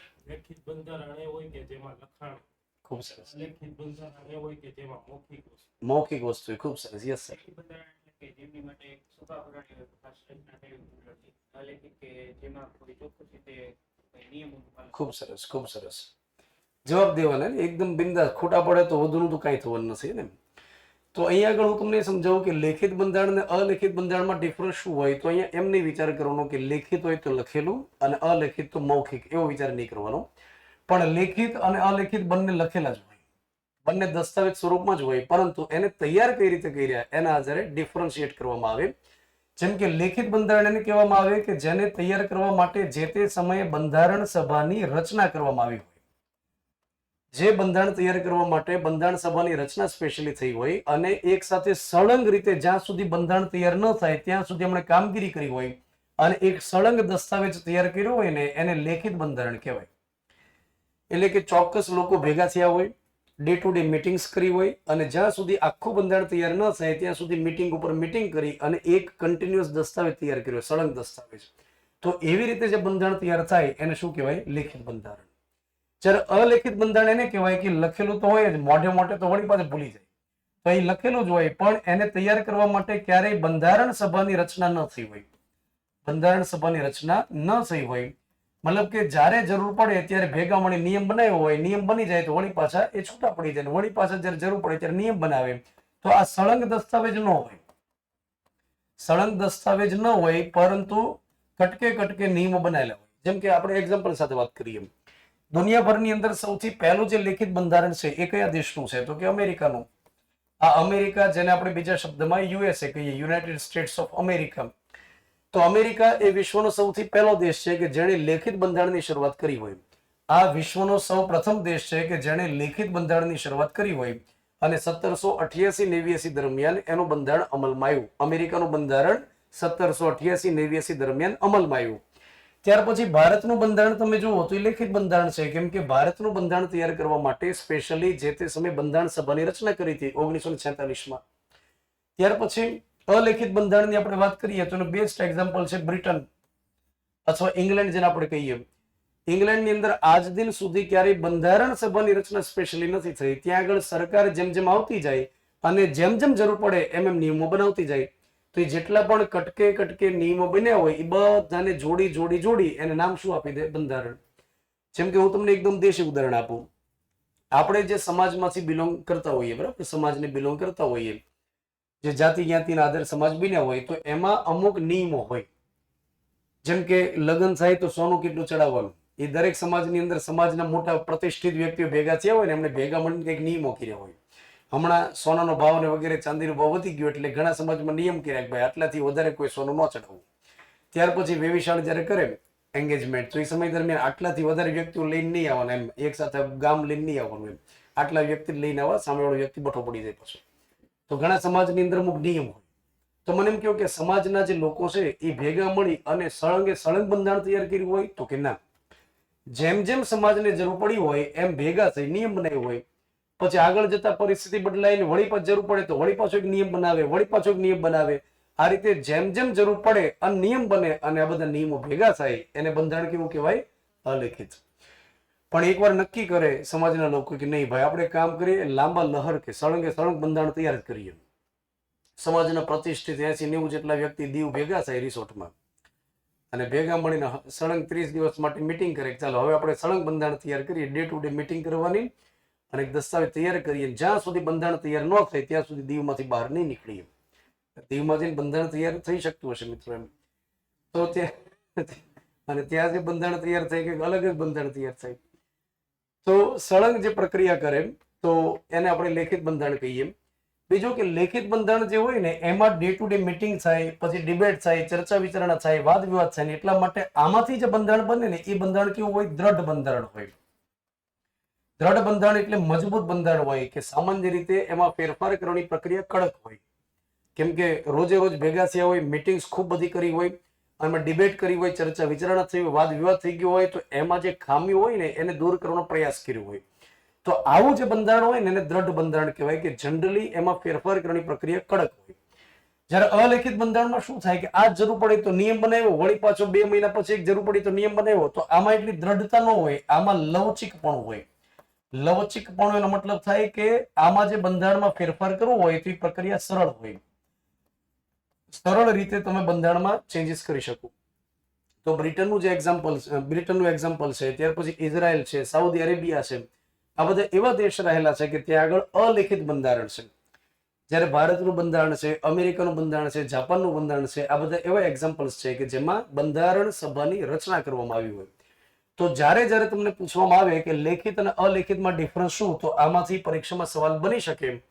સૌથી પહેલી વિગત તમે યાદ રાખો કે જે બંધારણ તૈયાર કરવા માટે જે તે સમયે બંધારણ સભાની રચના થઈ હોય તો એવું બંધારણ તૈયાર થાય લેખિત. લેખિત બંધારણમાં ધી બેસ્ટ એક્ઝામ્પલ છે અમેરિકાનું, વિશ્વનું સૌથી પહેલું બંધારણ આપનાર દેશ છે યુનાઇટેડ સ્ટેટ્સ ઓફ અમેરિકા. ત્યાર પછી આ પ્રકારનું બંધારણ કેવું હશે? દ્રઢ બંધારણ હશે અને ફેરફાર કરવાની પ્રક્રિયા કેવી હશે? કડક હશે. અલેખિત બંધારણ એટલે મોઢે મોઢે નથી, પરંતુ જેને તૈયાર કરવા માટે બંધારણ સભાની રચના થઈ નથી અને જેમ જેમ સરકાર આવતી જાય, જેમ જેમ જરૂરિયાત ઊભી થાય એમ એમ નિયમ બનાવે, બંધારણ તૈયાર કરે, એને અલેખિત કહેવાય. અને આ સળંગ દસ્તાવેજ હોતો નથી અને આમાં ફેરફાર કરવા માટે એકદમ સરળ પ્રક્રિયા હોય. તો બ્રિટન દેશ એના માટે જાણીતો દેશ છે અલિખિત બંધારણ માટે. ભારતનું બંધારણ લેખિત છે કે અલિખિત છે? ભારતનું બંધારણ લેખિત છે. તેનો અર્થ એ થાય કે ભારતનું બંધારણ તૈયાર કરવા માટે જે તે સમયની રચના કરવામાં આવી હોય બંધારણ સભાની. તો તમારામાંથી કેટલાક જાણતા હશે કે ભારતમાં બંધારણ તૈયાર કરવા માટે વર્ષ 1946 ની અંદર બંધારણ સભાની રચના થઈ. 1946 માં બંધારણ સભાની રચના થઈ એટલે કે હજુ સુધી દેશ આઝાદ થયેલો નહોતો. દેશ આઝાદ ક્યારે થાય છે? 15મી ઓગસ્ટ 1947 ના દિવસે. પણ હવે કન્ફર્મ જ હતું કે ભારત દેશ આઝાદ થઈ જવાનો છે, તો એડવાન્સમાં દેશ આઝાદ થાય એની પહેલાના વર્ષે 1946 માં બંધારણ સભાની રચના થઈ ગઈ. અને ભારતનું બંધારણ તૈયાર થઈને અમલમાં કયા વર્ષે આવ્યું? 1950 માં. અને એના માટે તારીખ તો આપણને ખ્યાલ છે, 26મી જાન્યુઆરી 1950 ના દિવસે ભારતીય બંધારણનો અમલ થાય છે. તો ભારતનું બંધારણ તૈયાર કરવા માટે 1946 થી લઈ 1950 સુધીની પ્રક્રિયાઓ ચાલી. તો મારે તમને શરૂઆતની અંદર 2 લેક્ચર જે હોય ને એમાં બેકગ્રાઉન્ડ સમજાવવાનું હોય કે 1946 માં એવી તો શું ઘટના બની કે જેથી કરીને બંધારણ સભાની રચના કરવી પડી. તો એને શું કહેવાય? એને બંધારણ સભાની રચનાનું બેકગ્રાઉન્ડ કહેવાય. તો આપણો જે સૌથી પહેલો મુદ્દો રહેલો છે, સૌથી પહેલું જે ચેપ્ટર છે એનું નામ શું રહેલું છે? બંધારણ સભાની રચનાની પૃષ્ઠભૂમિ. એ આપણું સૌથી પહેલું ચેપ્ટર છે. મારે તમને 2 લેક્ચરની અંદર ત્યાં સુધી પહોંચાડવાના છે કે 1946 માં કઈ ઘટના બની કે જેથી બંધારણ સભાની રચના કરવી પડી. આપણને સૌને ખ્યાલ છે કે ઈસવીસન 1600 ની અંદર એક કંપનીની સ્થાપના થાય છે જેનું નામ છે ઈસ્ટ ઇન્ડિયા કંપની. આમ કહેવા માટે તારીખ ઘણી જગ્યાએ લખેલી હોય છે 31 ડિસેમ્બર 1599. 31 ડિસેમ્બર 1599 યાની એ ઈસવીસન 1600 સમજવામાં આવે. તો ઘણી જગ્યાએ લખ્યું હોય છે ઈસવીસન 1600. પરીક્ષામાં જ્યારે પૂછવામાં આવેલું ત્યારે જવાબ માન્ય રાખ્યો હતો ઈસવીસન 1600. તો ઈસવીસન 1600 ની અંદર એક કંપની સ્થપાય છે ઈસ્ટ ઇન્ડિયા કંપની. અચ્છા, મને એમ કહો કે આ જે કંપની છે એ પ્રાઇવેટ લિમિટેડ કંપની હતી કે સરકારી કંપની હતી? તો આ પ્રાઇવેટ લિમિટેડ કંપની હતી. આ કોઈ ઇંગ્લેન્ડની સરકારની કંપની નહોતી, આ પ્રાઇવેટ કંપની હતી. હા, એવું ચોક્કસ હતું કે ઇંગ્લેન્ડની સરકારનો આમાં હિસ્સો હતો, શેર હતા, પણ એ પ્રાઇવેટ કંપની હતી. તો આ જે ઈસ્ટ ઇન્ડિયા કંપની છે એ ભારતીય વિસ્તારની અંદર વ્યાપારના ઉદ્દેશથી આવે છે. વ્યાપારના ઉદ્દેશથી આવી ત્યાર પછી ભારતના રાજકારણમાં રસ લીધો અને આધુનિક ભારતના ઇતિહાસમાં તમે ડિટેલમાં ભણશો કે કઈ રીતે એમણે ભારતમાં ઘૂસણખોરી કરી. આપણા માટે અગત્યનો મુદ્દો એ છે કે સૌથી પહેલું નિર્ણાયક યુદ્ધ કર્યું હતું 1757 માં, જેને આપણે કહીએ છીએ પ્લાસીનું યુદ્ધ. આ પ્લાસીનું યુદ્ધ એના માટે નિર્ણાયક હતું કે એમાં અંગ્રેજની જીત થઈ. ઇતિહાસકાર એમ કહે છે કે જો પ્લાસીના યુદ્ધની અંદર અંગ્રેજ ભૂરિયાઓ હાર્યા હોત તો ભારતની અંદર ક્યારેય એમણે પાયો મજબૂત કરી શક્યા ન હોત. તો પ્લાસીનું યુદ્ધ એના માટે પ્રિલિમ પરીક્ષા હતી, એ પાસ થઈ ગયા. ત્યાર પછી બેક ટુ બેક 1764 ની અંદર મેઇન્સ આપી દીધી, બક્સરનું યુદ્ધ. આ બક્સરનું યુદ્ધ જે કર્યું ને એના આધારે અંગ્રેજ ભૂરિયાઓને, કંપની વાળાને ભારતની અંદર મહેસૂલ ઉઘરાવવાની સત્તા મળી ગઈ. મહેસૂલ ઉઘરાવવાની સત્તા. સાહેબ, આ મહેસૂલ ઉઘરાવવાનો મતલબ શું થાય? તો કે ટેક્સ વસૂલ કરવો, જમીન મહેસૂલ, કર ઉઘરાવવો. તો વિચારો કે જે પ્રાઇવેટ લિમિટેડ કંપની ભારતની અંદર વ્યાપાર માટે આવેલી હતી અને એવી બાબત હતી કે વ્યાપાર જે કરે એમાં નફો થાય તો અહીંના જે શાસક હોય એને ટેક્સ આપવાનો હતો, એની જગ્યાએ આ પ્રાઇવેટ લિમિટેડ કંપની ભારતમાં ટેક્સ વસૂલવા માંડી. તેનો અર્થ એ થયો કે આ જે કંપની હતી ને એ હવે કંપની ન રહી, હવે શું બની ગઈ? કંપની સરકાર બની ગઈ. તો બક્સરના યુદ્ધ પછી બંગાળનો જે આખો વિસ્તાર છે, બંગાળ પ્રાંત હતો, એની અંદર અંગ્રેજ ભૂરિયાઓએ કબજો જમાવ્યો. હજી યાદ રાખજો કે ઇંગ્લેન્ડની સરકાર નહોતી ચલાવતી, એ કોણ ચલાવતું હતું? Private limited company. તો પ્રાઇવેટ લિમિટેડ કંપની ભારતીય વિસ્તારની અંદર શાસન જમાવવા માંડી અને અહીંના વિસ્તારમાં ટેક્સ વસૂલવા લાગી. 1764 ની અંદર બક્સરના યુદ્ધમાં વિજય પછી ધીમે ધીમે એની ધાક બોલતી ગઈ. મતલબ અંગ્રેજ હતા મુઠ્ઠીભર, પણ ભારતીય લોકોને સામેલ કર્યા.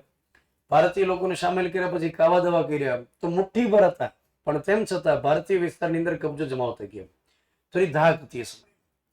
જેમ ક્લાસની અંદર કેમ કોઈ શુક્લ લગડો વ્યક્તિ એકદમ ટીટી જેવો, પણ કોઈને બે ઠીકા નાખી આવતો હોય તો ઘણા પછી એમ થાય કે આનું નામ નહીં લેવાનું, આની હાઈટ બોડી પર નહીં જવાનું, આટી દેશે. તો અંગ્રેજ માટે એવી ધાક બોલી ગઈ આસપાસના વિસ્તારમાં કે જેથી કરીને બધા સમજૂતી કરવા લાગ્યા. તો ધીમે ધીમે કરતા એક હદ સુધી એમણે વિસ્તાર કબજે કર્યો. પછી તમે આધુનિક ભારતના ઇતિહાસમાં ભણશો કે 1857 ની અંદર એક વિપ્લવ થાય છે. 1857 ની અંદર જે વિપ્લવ થાય છે જેને સ્વાતંત્ર્ય સંગ્રામ તરીકે નામ આપવામાં આવે છે, 1857 ની અંદર જે વિપ્લવ થયો એની અંદર કેટલાક તાત્કાલિક કારણ હતા, કેટલાક લાંબા ગાળાના કારણ હતા, જે તમારે ઇતિહાસની અંદર ભણવામાં આવશે. પણ 1857 ની અંદર જે વિપ્લવ થાય છે એની અંદર ઘટના શું બની કે ભારતીય સૈનિકો જે અંગ્રેજ વતી કામ કરતા હતા એમણે બળવો કર્યો, કેટલાક શાસકોએ બળવો કર્યો, અને લગ્યા તો લોકોએ તે લાભ લઈ લીધો, લોકોએ ધોલ ધપાટ કરી નાખી, ઘણા અંગ્રેજને ખેતરમાં લઈને વી ગયા. તો આજે 1857 નો વિપ્લવ થયો એની અંદર જે અહીંયા આગળ હિંસક આખું વાતાવરણ બન્યું અને ભૂરિયાઓને જે દોડીને માર્યા, જોકે પછી આગળ જતા ભૂરિયા વળી પાછું રિકવરી કર્યું, પણ આ સ્વાતંત્ર્ય સંગ્રામથી એમને ખ્યાલ આવી ગયો કે આપણે જે પોલિસી રાખેલી છે, શોષણખોર નીતિ રાખી છે, એમાં બદલાવ કરવો પડશે અને ભારતીય લોકોને આપણે સામેલ કરવા પડશે સિસ્ટમમાં. ભારતીય લોકોને આપણે સહાનુભૂતિ દેવી પડશે કે આ અંગ્રેજની જે અહીંયા બધી બાબતો ચાલે છે શોષણખોર નથી એવું સાબિત કરવું પડશે. તો 1857 ની અંદર જે વિપ્લવ થયો ત્યાર પછી જે અંગ્રેજની પોલિસી આવી થોડા સમય માટે એકદમ લિબરલ પોલિસી આવી, એકદમ ઉદાર પોલિસી આવી, કેમ કે એને ખ્યાલ આવી ગયો કે હવે શોષણ કરશું તો આ પ્રકારના વિપ્લવ થયા કરશે. 1857 ની અંદર જે ભારતમાં ધબધબાટી બોલી એના કારણે એના પડઘા પડ્યા ઇંગ્લેન્ડની અંદર. તો અહીંયા આગળ ઇંગ્લેન્ડ 10,000 માઇલ દૂર, અહીંયા આગળ આપણું ભારત. અહીંયા જે મુખ્ય શાસક રહેલો રાજા કહેવાય, એની સાથે જે મુખ્ય વ્યક્તિ હોય પ્રધાનમંત્રી કહેવાય, વડાપ્રધાન કહેવાય. તો અહીંયા આગળ સૌથી પહેલા કંપનીનું શાસન હતું અને કંપની શાસનની અંદર અહીંયા વિપ્લવ થઈ ગયો, અહીંયા આગળ સ્વાતંત્ર્ય સંગ્રામ થઈ ગયો, અહીંયા હિંસા થઈ ગઈ. તો ઇંગ્લેન્ડના રાજાને ખબર પડી કે હવે આ કંપની શાસનની પોતાની ક્ષમતા નથી કે જે ભારતીય વિસ્તારને હેન્ડલ કરી શકે. તો 1857 ના વિપ્લવ પછી ઇંગ્લેન્ડની સરકાર નક્કી કરે છે કે હે કંપની, તમે ભારતની અંદર જેટલો વિસ્તાર જીતેલો છે આ બધો વિસ્તાર હવેથી તમારો નહીં કહેવાય, હવેથી એ ઇંગ્લેન્ડની સરકારનો વિસ્તાર કહેવાશે. તો 1857 ના વિપ્લવ પછી ઇંગ્લેન્ડની સરકારને એવી ખબર પડી કે કંપની શાસન હવે એટલી કેપેબલ નથી કે જે ભારતીય વિસ્તારને હેન્ડલ કરી શકે. એટલે 1858 થી એટલે પછીના વર્ષથી ભારતની અંદર કંપની શાસનની જગ્યા શરૂ થાય છે તાજનું શાસન. તો તાજનો મતલબ થાય ઇંગ્લેન્ડનો રાજા અથવા ઇંગ્લેન્ડની રાણી. તો કંપની શાસનને સમાપ્ત કર્યું અને ઇંગ્લેન્ડની સરકારે પોતાનું શાસન અહીંયા આગળ સ્થાપિત કર્યું. જાહેરાત શું કરી કે તમે કંપની વાળા તમે જેટલો વિસ્તાર મેળવ્યો એ બધો જ વિસ્તાર કોનો કહેવાશે, હવેથી ઇંગ્લેન્ડની સરકારનો કહેવાશે.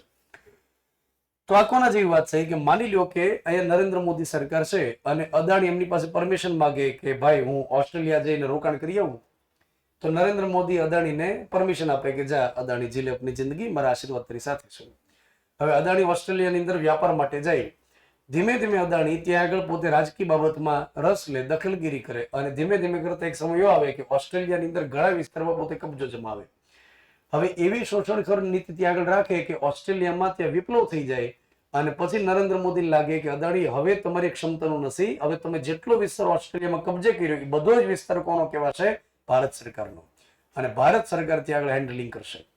તો આ સવાલ પરીક્ષાની અંદર પૂછવામાં આવેલો કે તાજનું શાસન ભારતમાં જે રહ્યું એનો સમયગાળો શું હતો, તો 1858 થી લઈ 1947 સુધી.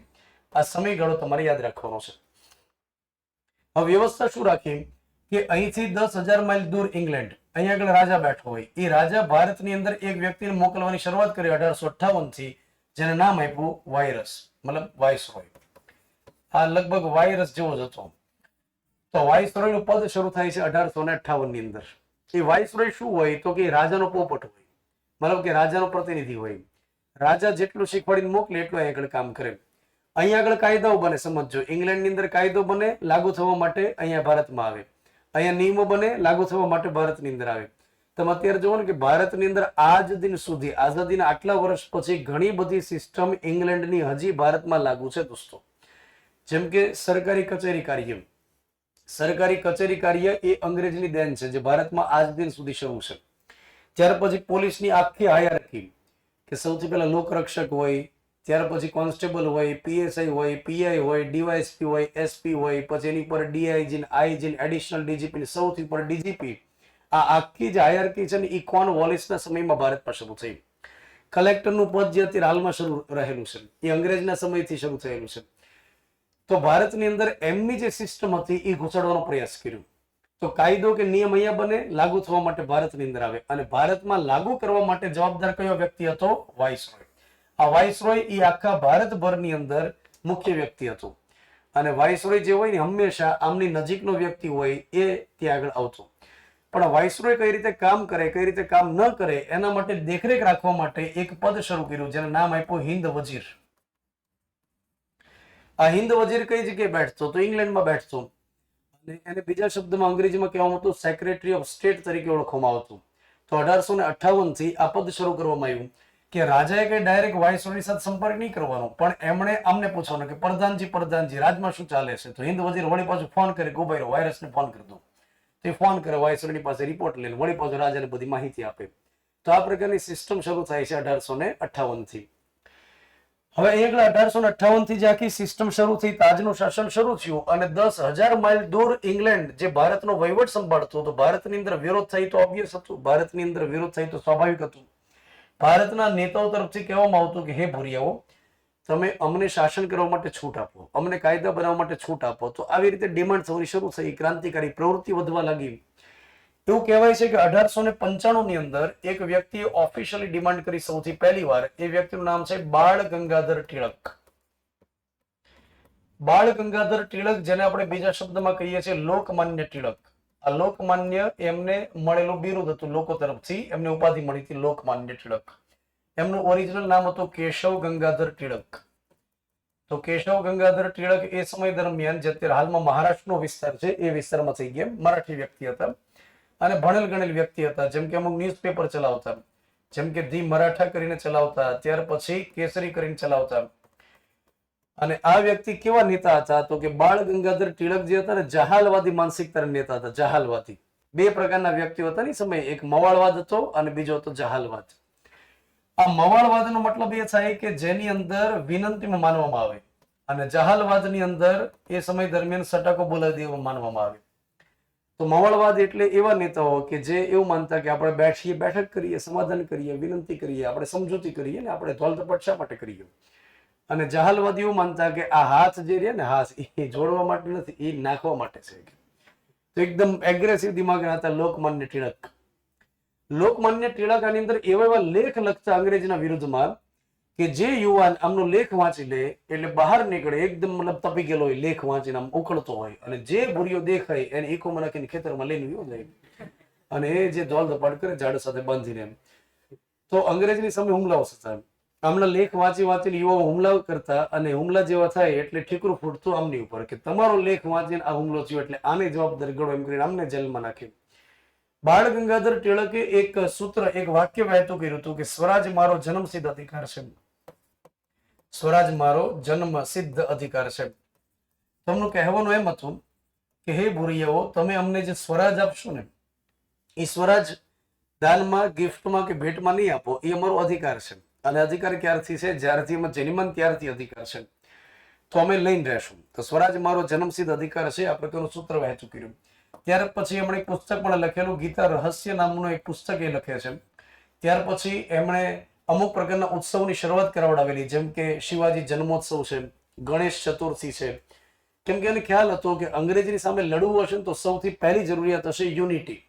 અને યુનિટી કઈ રીતે આવશે? તો કે માણસો ભેગા કરો. તો એ સમય દરમિયાન લોકમાન્ય ટિળક માણસોને ભેગા કરતા, શિવાજી જન્મોત્સવ માટે, ગણેશ ચતુર્થી માટે, અને ત્યાં આગળ સ્પીચ આપતા, સભાઓ કરતા, અને એ બાને એક રીતે યુનિટી લાવવા માટે પ્રયાસ કરતા. તો લોકમાન્ય ટિળકે સૌથી પહેલી વાર ઓફિશિયલી અંગ્રેજ સમક્ષ એક ડિમાન્ડ કરેલી હતી કે અમને સ્વરાજ આપો, અમને પોતાના કાયદા બનાવવાની છૂટ આપી દો. એના પછી આગળ જતા 1922 ની અંદર ગાંધીજી ડિમાન્ડ કરે છે, અને ગાંધીજીએ એવું કીધેલું કે ભારતના કાયદાઓ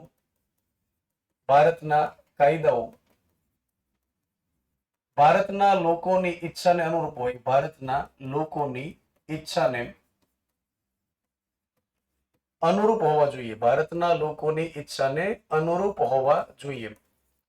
આ વાક્ય પણ પરીક્ષાની અંદર પૂછવામાં આવેલું. તો ગાંધીજીનું કહેવાનું અંગ્રેજને એમ હતું કે તમે ત્યાં ઇંગ્લેન્ડમાં બેઠા બેઠા જે કાયદા બનાવો ને ભારતની અંદર જે થોપી દો એમ ન ચાલે, પણ ભારતના લોકોની ઈચ્છાને અનુરૂપ હોવા જોઈએ. જેમ કે જે વસ્તુ જેને લાગુ થવાની હોય ને, તો એને તો એકવાર પહેલા પૂછો કે તમારી શું ગણતરી છે. કાયદો જેવી લોકો માટે હોય, લોકો કાયદા માટે ન હોય. જેમ કે આપણે આગળ એક સિસ્ટમ રહેલી છે કે તમારી પાસેથી અમે ગણિત અને રિઝનિંગના દાખલાની ડે ટુ ડે ઉઘરાણી કરશું. જેમ જેમ ચેપ્ટર હાલતું જાય ને એમ ગણિત રિઝનિંગ મજબૂત કરવા માટે 10 થી લઈને 20 જેટલા દાખલા ઉઘરાવશું. તમને પહેલેથી કહી દેશું કયા ચેપ્ટરમાંથી ગણવાના. પણ હવે 10 કે 20 જેટલા દાખલા તમને દેતા હોઈએ, પણ એની જગ્યાએ હું એક કાયદો બનાવી નાખું કે એક કામ કરો ભાઈ, ડેઈલી તમે છે ને 100 દાખલા ગણી મને દેખાડશો, તો તમારામાંથી એક દાંડી યાત્રા નીકળે ક્લાસમાંથી અને સીધી ઓફિસ સુધી પહોંચે.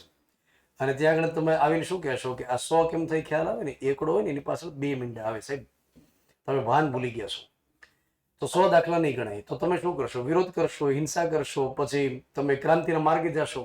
એની કરતા તમારી સાથે પહેલા ડિસ્કશન થાય કે હે મિત્રો, આમ કેટલાક દાખલા લાવવા જોઈએ. તો અત્યારે તો તમે કદાચ નહીં બોલો, આમ થોડો ટાઈમ થઈ ગયો હોત ને બેચ ને, તો તમે તરત બોલે એકે નહીં એમ. અમારી જે જૂની બેચ એમ પૂછીએ તો એકે નહીં. તો અત્યારે તમે થોડું મારું માન રાખો એવું થાય. પણ વાત એમ છે કે તમારી સાથે ડિસ્કશન થયેલું હોય અને પછી આપણે કોઈ નીચોડ પર આવીએ કે ના ભાઈ તમે 10 દાખલા લાવો, 20 દાખલા, તો તમને સારું લાગે ને તમે દિલથી એનું પાલન કરો. તો ગાંધીજીએ શું કીધું કે તમે ભારત માટે જે કાયદા બનાવો ને, ભારતના લોકોની ઈચ્છાને અનુરૂપ હોય, નહીં કે તમે થોપી દો. તો આને લઈને સવાલ બનેલો પરીક્ષામાં. એના પછી 1934 ની અંદર એક વ્યક્તિ થઈ ગયા જેનું નામ છે માનવેન્દ્રનાથ રોય. માનવેન્દ્રનાથ રોય, અથવા જેને ટૂંકા શબ્દની અંદર MN રોય તરીકે ઓળખવામાં આવે છે. આ વ્યક્તિ જહાલવાદી માનસિકતાના નેતા હતા, ક્રાંતિકારી હતા. એમણે આગળ જતા 1925 ની અંદર એક રાજકીય પાર્ટીની સ્થાપના પણ કરેલી, communist party of India, CPI તરીકે ઓળખવામાં આવે. તો આ વ્યક્તિ એકદમ ક્રાંતિકારી દિમાગના હતા. અને MN રોય નામના વ્યક્તિએ સૌથી પહેલી વાર એવું કીધેલું કે બંધારણ સભાની રચના કરવાની છૂટ આપો. બંધારણ સભાની રચના માટે માંગ કરી. એમણે એવું કીધું કે જે બંધારણ સભાની રચના થાય એ ટોટલી ભારતીય લોકોથી બનેલી હોવી જોઈએ. એમાં એક ભૂરીઓ કોઈ જગ્યાએ દેખાવો ન જોઈએ, ખૂણામાં ઉભેલો ન દેખાવો જોઈએ. તો ભારતીય લોકોથી બનેલી બંધારણ સભા જે ભારતનું ભવિષ્ય નક્કી કરે એવી વ્યવસ્થા અમને કરી દઉં. તો જ્યારે તમને આવો સવાલ પૂછવામાં આવે કે સૌથી પહેલી વાર બંધારણ સભાની રચના માટેની ડિમાન્ડ કોણે કરી, સૌથી પહેલી વાર બંધારણ સભાની માંગ કોણે કરી, તો એ વ્યક્તિ આવશે MN રોય અથવા તો માનવેન્દ્રનાથ રોય. બાળ ગંગાધર ટિળક એમાં ટીક નહીં કરવાનું.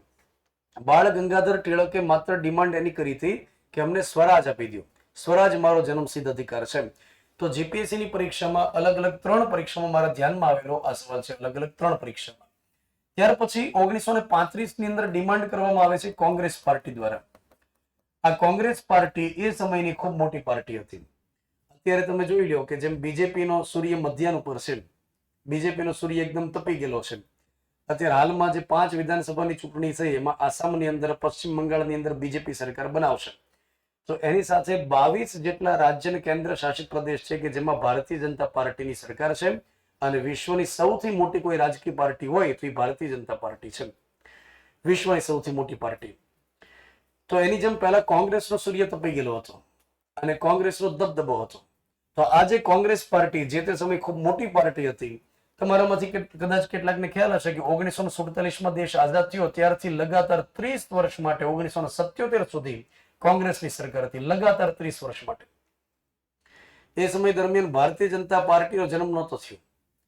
આ ગર્ભની અંદર હતી એવું આપણે કહી શકીએ, કેમ કે 1951 ની અંદર જનસંઘ બન્યું અને એ જનસંઘ આગળ જતા જનતા પાર્ટી બની અને વર્ષ 1980માં ભારતીય જનતા પાર્ટીની રચના થઈ. તો જે અત્યારે હાલમાં ભારતીય જનતા પાર્ટી સૌથી મોટી પાર્ટી છે એનો જન્મ થાય છે 1980 ની અંદર. પણ કોંગ્રેસ પાર્ટી જે તે સમયની સ્વાતંત્ર્ય સંગ્રામની સૌથી મોટી પાર્ટી, એનો જન્મ ક્યારે થયેલો હતો કે સાહેબ એમની સ્થાપના થાય છે 28 ડિસેમ્બર 1885 ના દિવસે. 28 ડિસેમ્બર 1885 ના દિવસેની સ્થાપના થઈ અને 141 વર્ષ આ પાર્ટીના પૂરા થશે. ડિસેમ્બર મહિનો આવશે ને 28 ડિસેમ્બર 2026માં, ત્યારે 140 વર્ષ હમણાં પૂરા થઈ ગયા છે.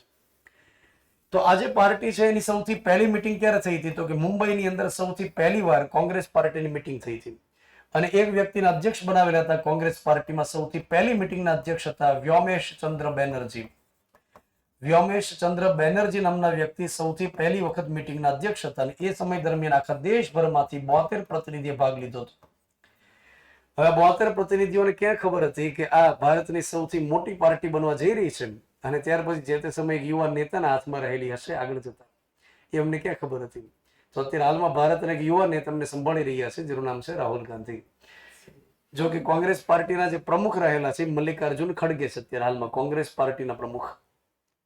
મુંબઈની અંદર સૌથી પહેલી વાર મીટિંગ થઈ.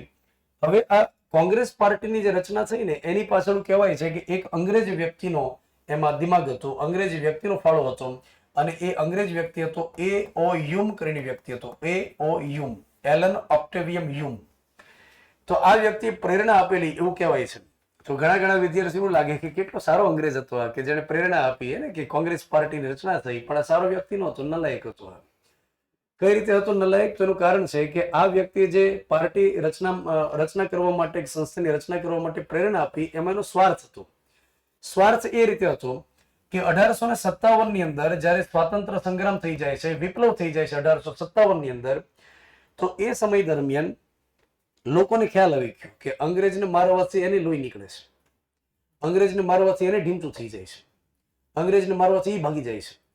તો 1857 સુધી માણસોની અંદર એક ધાક હતી કે અંગ્રેજનું નામ લઈએ ને તો એ જેલમાં નાખી દેશે, અંગ્રેજનું નામ લઈએ તો કાયદામાં કંઈક ફિટ કરી દેશે, આમ કરે તેમ કરે.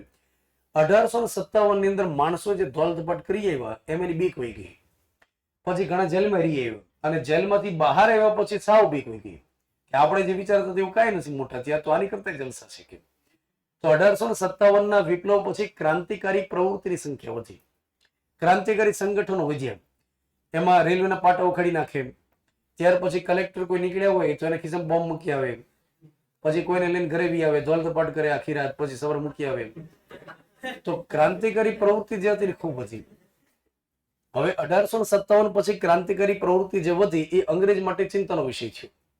અંગ્રેજ માટે ચિંતાનો વિષય એ થયો કે અહીંયા કોઈ ઇંગ્લેન્ડમાંથી કામ કરવા આવવા તૈયાર નહોતા, એને બીક લાગતી હતી. એક તો નવા નવા લગ્ન થયા હોય ત્યાં, તો અહીંયા આવીને ખાલી ખોટું શહીદ થઈ જાય એના માટે તો શહીદ જ કહેવાય. તો એને બીક લાગી, તો અહીંયા કોઈ નોકરી કરવા માટે તૈયાર નહોતા, એટલે અંગ્રેજ માટે ગમે એમ કરીને ક્રાંતિકારી પ્રવૃત્તિ ઘટાડવાની હતી, ગમે એમ કરીને, સામ દામ દંડ ભેદ ગમે એમ કરીને. તો એમાંનો એક રસ્તો વિચાર્યો ક્રાંતિકારી પ્રવૃત્તિ ઘટાડવા માટે કે લોકો ક્રાંતિના માર્ગે શા માટે જાય છે? કેમ કે એને કંઈક પ્રશ્ન છે. લોકો ક્રાંતિના માર્ગે એટલા માટે જાય છે કારણ કે એને પ્રશ્ન છે.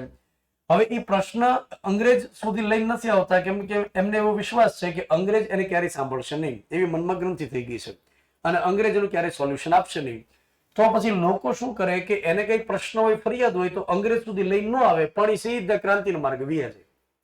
એની કરતા આપણે એને રસ્તો કરી દઈએ કે લોકોને આપણી પર ભરોસો નથી, ચાલો આપણા સુધી ન આવે, પણ આપણે એના જ લોકોથી બનેલી એક સંસ્થા બનાવી દઈએ જેને કોંગ્રેસ નામ આપી દઈએ.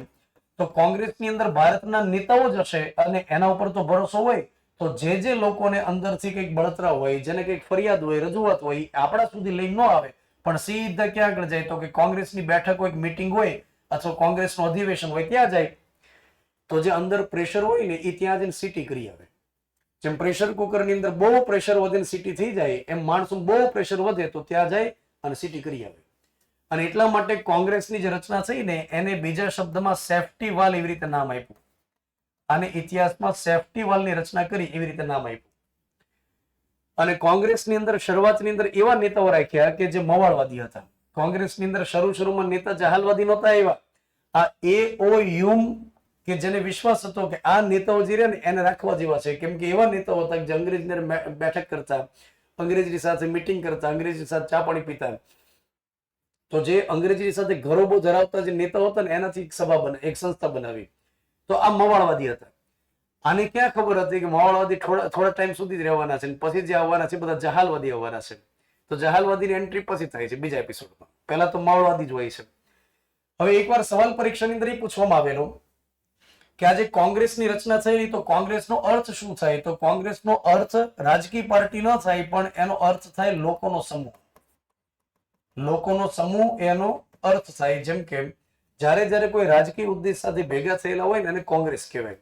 અને કોંગ્રેસ ઘણી જગ્યાએ છે, જેમ કે ચીનમાં છે, જાપાનમાં છે, અમેરિકામાં છે, કોંગ્રેસ ઘણી જગ્યાએ છે. તો મને ક્લાસમાં પૂછેલું કે સાહેબ આ કોંગ્રેસ ત્યાં શાખા ખોલીએ છે એમ. તો મેં કીધું ભારતમાં તો અત્યારે ભેગું થવા દે, પછી ત્યાં શાખા ખોલવા જાય ને એમ. તો કોંગ્રેસનો મતલબ રાજકીય પાર્ટી ન થાય. કોંગ્રેસનો અર્થ શું થાય? રાજકીય સમૂહ, મતલબ રાજકીય ઉદ્દેશ સાથે ભેગા થયા હોય લોકો એનો સમૂહ, એને કોંગ્રેસ કહેવાય. ત્યાર પછી કોંગ્રેસની અંદર અત્યારે હાલમાં જે ચૂંટણી ચિહ્ન હશે પંજો, એ પંજો પહેલેથી નથી, 1962 થી પંજો છે. 1962 સુધી ગાય અને વાછરડીની જોડી હતું, અને 1962 પછીથી કોંગ્રેસનું ચૂંટણી ચિહ્ન થઈ ગયું પંજો. ત્યાર પછી આપણે આગળ વાત કરીએ કે સૌથી પહેલી વાર બંધારણ સભા માટે ડિમાન્ડ કરી હતી માનવેન્દ્રનાથ રોય. એના પછી 1935માં ડિમાન્ડ કરે છે કોંગ્રેસ પાર્ટી. એના પછી વર્ષ 1938માં એક વ્યક્તિ ડિમાન્ડ કરે છે જેનું નામ છે જવાહરલાલ નહેરુ. જવાહરલાલ નહેરુ વિશે આપણે આગળ જતા ઘણી બધી ચર્ચાઓ આવશે, કેમ કે જવાહરલાલ નહેરુ જે આગળ જતા ભારતના સૌથી પહેલા વડાપ્રધાન બને છે. સૌથી પહેલા વડાપ્રધાન ખરા અને સૌથી લાંબા સમય સુધી વડાપ્રધાન રહેવાનો રેકોર્ડ, મતલબ સળંગ વડાપ્રધાન લાંબા ટાઈમ સુધી. જોકે એનો રેકોર્ડ નરેન્દ્ર મોદી તોડી નાખશે ટૂંક સમયમાં. પણ આ જે વ્યક્તિ છે એ વર્ષ 1900 આમ તો 46માં વડાપ્રધાન બની ગયા હતા. કામ ચલાવ સરકાર 1946માં બની હતી, દેશ આઝાદ નહોતો તેની પહેલા. અને 1946 થી લઈને 1964 સુધી આ વ્યક્તિ વડાપ્રધાન હતા. આ બેનું ઉલટો સુલટો. એટલે આમ 1946 એટલા માટે કહેવાય કે ભારત દેશ આઝાદ થયો ને એની પહેલા વચગાળાની સરકાર બની ગઈ હતી ને એમાંય પ્રધાનમંત્રી પદે હતા. જોકે એ સમય દરમિયાન અધ્યક્ષ એવું નામ હતું. અને 1947માં દેશ આઝાદ થયો ત્યારે સ્વતંત્ર ભારતના સૌથી પહેલા વડાપ્રધાન બની ગયા. તો આ વ્યક્તિ સળંગ આમ લાંબા ટાઈમ સુધી વડાપ્રધાન રહ્યા હોય એવા. પણ નરેન્દ્ર મોદીના નામે હમણાં રેકોર્ડ બની ગયો કે સૌથી લાંબા ટાઈમ સુધી સરકાર ચલાવવાનો અનુભવ હોય એવા વ્યક્તિ. કેમ કે 2001 ની અંદર મુખ્યમંત્રી બન્યા તો 2001 થી લગાતાર અત્યાર સુધી સરકાર ચલાવી રહ્યા છે. તો મુખ્યમંત્રી તરીકે અને વડાપ્રધાન તરીકે એમ સળંગે સળંગ સરકાર ચલાવી એમણે. 1938 ની અંદર જવાહરલાલ નહેરુ દેશની અંદર ડિમાન્ડ કરે છે અંગ્રેજ સમક્ષ કે અમને બંધારણ સભાની રચના કરવા દેવાની છૂટ આપો. તો લગાતાર હવે એવી ડિમાન્ડ શરૂ થઈ. તમે કોઈ શ્રીફળ વધેરો તો પહેલી ગામમાં ઘણીવાર વધેરાય નહીં. કોઈ ચોંગા જેવું હોય તો વાત આખી અલગ છે, જબરુભાઈ હોય તો. પણ જનરલી પહેલી વાર વધેરો તો ત્યાં તિરાડ પડે, ત્યાર પછી બીજી વાર તમે કરો તો મોટી તિરાડ પડે ને એમ કરી શ્રીફળ વધેરાય. એમ અહીંયા આગળ ઘટના હતી કે બંધારણ સભાની રચના 1946માં થઈ તો એવું નહોતું કે જેવી ડિમાન્ડ કરીને બીજે દિવસે રચના કરતી હતી. પહેલા શ્રીફળ વધેરવા માટે કોશિશ કરી હતી. તો સૌથી પહેલી વાર ઘા માર્યો 1934માં બંધારણ સભાની રચના કરો. બીજી વાર તિરાડ પડી 1935માં. એના પછી 1938 જવાહરલાલ નહેરુ. પણ જ્યારે જ્યારે આ પ્રકારની ડિમાન્ડ કરવામાં આવતી ત્યારે અંગ્રેજ ભૂરિયાઓ એને એકદમ લાઇટલી લેતા, આમ સિરિયસલી ન લેતા. અંગ્રેજને પૂછવામાં આવે કે બંધારણ સભાની રચના કરી દેશો તો કે હા કરી દેશું. ક્યારે એ ખબર નહીં, કરી દેશું. તો કે ટાઈમ લાઈન નો આપે એટલે બસ હવામાં એ વાત કરે, હવામાં તીરંદાજી કરે. પણ 1938 પછી એવી ઘટના બની કે જેના કારણે આખા વિશ્વની રાજનીતિમાં ફેરફાર થયો. 1939 થી બીજા વિશ્વયુદ્ધની શરૂઆત થઈ અને 1945 સુધી ચાલ્યું. પહેલું વિશ્વયુદ્ધ ક્યારે હતું? 1914 થી 1918 સુધી. અને બીજું વિશ્વયુદ્ધ 1939 થી 1945 સુધી. અને ત્રીજા વિશ્વયુદ્ધના ભણકારા ઘણા લાંબા ટાઈમ સુધી વાગ્યા અને ઘણા મીડિયાઓએ તો કહી દીધું ત્રીજું વિશ્વયુદ્ધ એમ. કેમ કે પેલો જે જગત જમાદાર રહેલો છે ડોનાલ્ડ ટ્રમ્પોડો, એ ખરેખર ગાંડો છે, તમે માનો કે ન માનો, એ સાજા ગાંડા જેવો જ છે. એ ડોનાલ્ડ ટ્રમ્પ અત્યારે હાલમાં જે પ્રકારે નિર્ણય કર્યા કરે છે એના કારણે ત્રીજા વિશ્વયુદ્ધ ફાટે એની પૂરી શક્યતા રહેલી છે. ભલે ઘણાએ કીધું છે કે ત્રીજું વિશ્વયુદ્ધ શરૂ થઈ ગયું, પણ ઘણા ના પડે છે કે આને વિશ્વયુદ્ધ ન કહેવાય એમ. પણ અત્યારે યુદ્ધનો માહોલ તો ખરી આખા વિશ્વભરની અંદર. જેમ કે આ રશિયા અને યુક્રેન આ બે ઘણા લાંબા સમયથી બાંધી રહ્યા છે અને 3 વર્ષથી વધારે સમય થઈ ગયો, 2022 થી બાંધે છે. એક બાજુ રશિયા જેનો રાષ્ટ્રપતિ વ્લાદિમીર પુટિન અને બીજી બાજુ રશિયા જે એકદમ બચોડિયા જેવું છે એનો રાષ્ટ્રપતિ ઝેલેન્સ્કી. ઝેલેન્સ્કી આનો જે રાષ્ટ્રપતિ છે ને પેલા સ્ટેન્ડ અપ કોમેડિયન હતો. એને ક્યાં ખબર હતી કે જોક્સ નાખતા નાખતા મિસાઇલ નાખવી પડશે. તો યુક્રેન એકદમ નાનકડું, રશિયા એકદમ જંગા જેવું. જયારે યુદ્ધ ફાટી નીકળ્યું ત્યારે ઘણા નિષ્ણાત એવું કહેતા હતા કે આ 24 કલાકથી 72 કલાક, બસ 2-4 દિવસ બહુ થઈ ગયા, પછી આ તરત ઘૂંટણી આવી જશે, કેમ કે આનો સામનો થોડું કરી શકે. પણ યુક્રેન લગાતાર 3 વર્ષથી બાંધી, 3 વર્ષથી વધારે સમય છે. કેમ કે એનો જે રાષ્ટ્રપતિ ઝેલેન્સ્કી છે પુષ્પ પિક્ચર જોઈને બેઠો છે, જોકે નહીં કરીને. તો યુક્રેન અત્યારે યુરોપનો સપોર્ટ છે અને એટલા માટે લગાતાર યુદ્ધ શરૂ છે. ત્યાર પછી એક બાજુ રહેલું છે અમેરિકા અને એની સામે રહેલું છે ઈરાન. ત્યાર પછી ઇઝરાયલ છે, એ અને અમેરિકા બંને સંપાઈ ગયું છે અને બે ભેગા મળી ઈરાનની ધબધબાટી બોલાવે છે. પછી ઇઝરાયલ હારવાર લાભ આપે છે કોને? તો કે પેલેસ્ટીનને. ત્યાંય તે ઘણીવાર એ બોમ્બ નાખી આવે, ડ્રોન નાખી આવે. ત્યાર પછી લેબેનોન છે, એને તે ધબધબાટી બોલાવે છે. તો આ ઇઝરાયલ એકલું છે, આ મતલબ કેમ ઓલું કહેવાય સુક લકડું હોય પણ ઘણા નાટી આવે, એની જેવું જ આનું કામકાજ છે. તો ઇઝરાયલની ધાક તો ખરી. ત્યાર પછી વળી પાછું યુદ્ધનું ચમકલું કઈ જગ્યાએ છે? તો કે આ પાકિસ્તાન છે ને એ અને અફઘાનિસ્તાન, આ બેને ડખો થઈ ગયો. અફઘાનિસ્તાનમાં તાલિબાન જે હમણાં આટી આવ્યા હતા. ત્યાર પછી એક દેશ રહેલો છે ચીન. એ ચીન ઘણીવાર તાઇવાનની ઉપર હુમલો કરે ને એવી શક્યતાઓ છે. હવે તાઇવાન તમે જુઓ તો એકદમ ટાપુ દેશ છે, ચારે બાજુ પાણી છે અને ચીન ગમે ત્યારે તાઇવાન ઉપર હુમલો કરે છે. મીડિયાની અંદર ઘણીવાર ઉછળીને આપે. તો તાઇવાન મીડિયા વાળાને કહે છે કે માંડ આ ભૂલે ને ત્યાં તમે હેડલાઇન આપી દો. આને ભૂલવાડી દો ને એમ, પણ મીડિયાવાળાને એમાં જ રસ છે કે હુમલો કરી દે એક વાર. તમે યુદ્ધની પરિસ્થિતિ તો ખરી. હમણાં પાકિસ્તાને સાઉદી અરેબિયાની હારે એક કરાર કર્યો. સાઉદી અરેબિયાની હારે એવો કરાર કર્યો બે દેશ ભેગા મળીને કે આપણા બે માંથી કોઈની ઉપર હુમલો થાય તો માની લેવાનું કે બેની ઉપર હુમલો થયો છે, અને ત્યાર પછી બે ભેગા મળીને માર ખાવાના. તો સાઉદી અરેબિયા અને પાકિસ્તાન આ બે, મતલબ આને તો સમજો કે બુદ્ધિ નથી, પણ આને કઈ ઘાસ ચરવા માટે કઈક છે કે આની હારે એવો કરાર ન હોય, કેમ કે આને લગભગ બધાની હારે ડખો હોય છે. અને નવાઈની વાત એ છે કે ઈરાન અને અમેરિકા બેનું યુદ્ધ થયું, એમાં સમજૂતી કરાવવા માટે કોણ અત્યારે આગળ પડતું છે? તો કે આ પાકિસ્તાન સમજૂતી કરાવે છે. પછી ક્યાંથી સમજૂતી થાય વિચાર. તો અત્યારે અમે યુદ્ધનો માહોલ તો ખરી આખા વિશ્વભરની અંદર ને, એટલા માટે એવું કહેવાય કે ત્રીજા વિશ્વયુદ્ધના ભણકારા વાગી રહ્યા છે. પણ બે તો ઓલરેડી થઈ ગયા. એમાં જે બીજું વિશ્વયુદ્ધ થયું સમયગાળો 1939 થી 1945, જયારે બીજું વિશ્વયુદ્ધ ફાટી નીકળ્યું કે પહેલું વિશ્વયુદ્ધ થયું, એ સમય દરમિયાન તમે મને એમ કહો કે વિશ્વની અંદર મહાસત્તામાં કયો દેશ હતો? પહેલા જે બે વિશ્વયુદ્ધ થયા એ સમય દરમિયાન મહાસત્તા કયો દેશ હતો? એ સમય દરમિયાન મહાસત્તા હતો ઇંગ્લેન્ડ. એ સમય અમેરિકા કે રશિયા નહોતું. ઇંગ્લેન્ડ જે રહ્યું ને એ મહાસત્તામાં હતું, અને એના માટે એવું કહેવાય કે અંગ્રેજનો સૂર્ય ક્યારે ડૂબતો નથી એવી કહેવત હતી. કેમ કે લગભગ વિશ્વભરના 75% ભાગની અંદર ઇંગ્લેન્ડના નિયમો ચાલતા. તો જે વિસ્તારની અંદર સૂર્યાસ્ત થઈ ગયો હોય અને જે જગ્યાએ સૂર્યોદય થયું હોય ત્યાં અંગ્રેજના જ નિયમો ચાલતા હોય. તો અંગ્રેજ ભૂરિયાઓના ઘણા બધા દેશની અંદર નિયમો ચાલતા હતા, અંગ્રેજનું શાસન હતું. તો ઇંગ્લેન્ડ મહાસત્તા હતું, અને એટલા માટે બંને વિશ્વયુદ્ધની અંદર ઇંગ્લેન્ડે ભરીને ભાગ લીધો. ભાગ તો લેવો પડે ને ભાઈ, કેમ કે મહાસત્તા બનવું હોય બાધે નહીં તો કેમ મેળ પડે? અત્યારે ટ્રમ્પ જે બધી જગ્યાએ નિવેદન આપે છે એટલા માટે કે અમેરિકાને મહાસત્તામાં રહેવું છે અને બળબડિયો છે. તો એ કહેવત રહેલી છે કે સંપ ત્યાં જંપ, ટ્રમ્પ ત્યાં ઝઘડો ત્યાં ટ્રમ્પ. તો ટ્રમ્પ જે જગ્યાએ હોય ત્યાં લગભગ ઝઘડાનું કારણ તો બને. તો મહાસત્તાની અંદર જેને રહેવું હોય એ દરમિયાનગીરી તો કરે. તો અહીંયા આગળ વાત એમ છે કે ઇંગ્લેન્ડ મહાસત્તા હતું બે વિશ્વયુદ્ધ વખતે, અને એટલા માટે દિલથી ભાગ લીધો.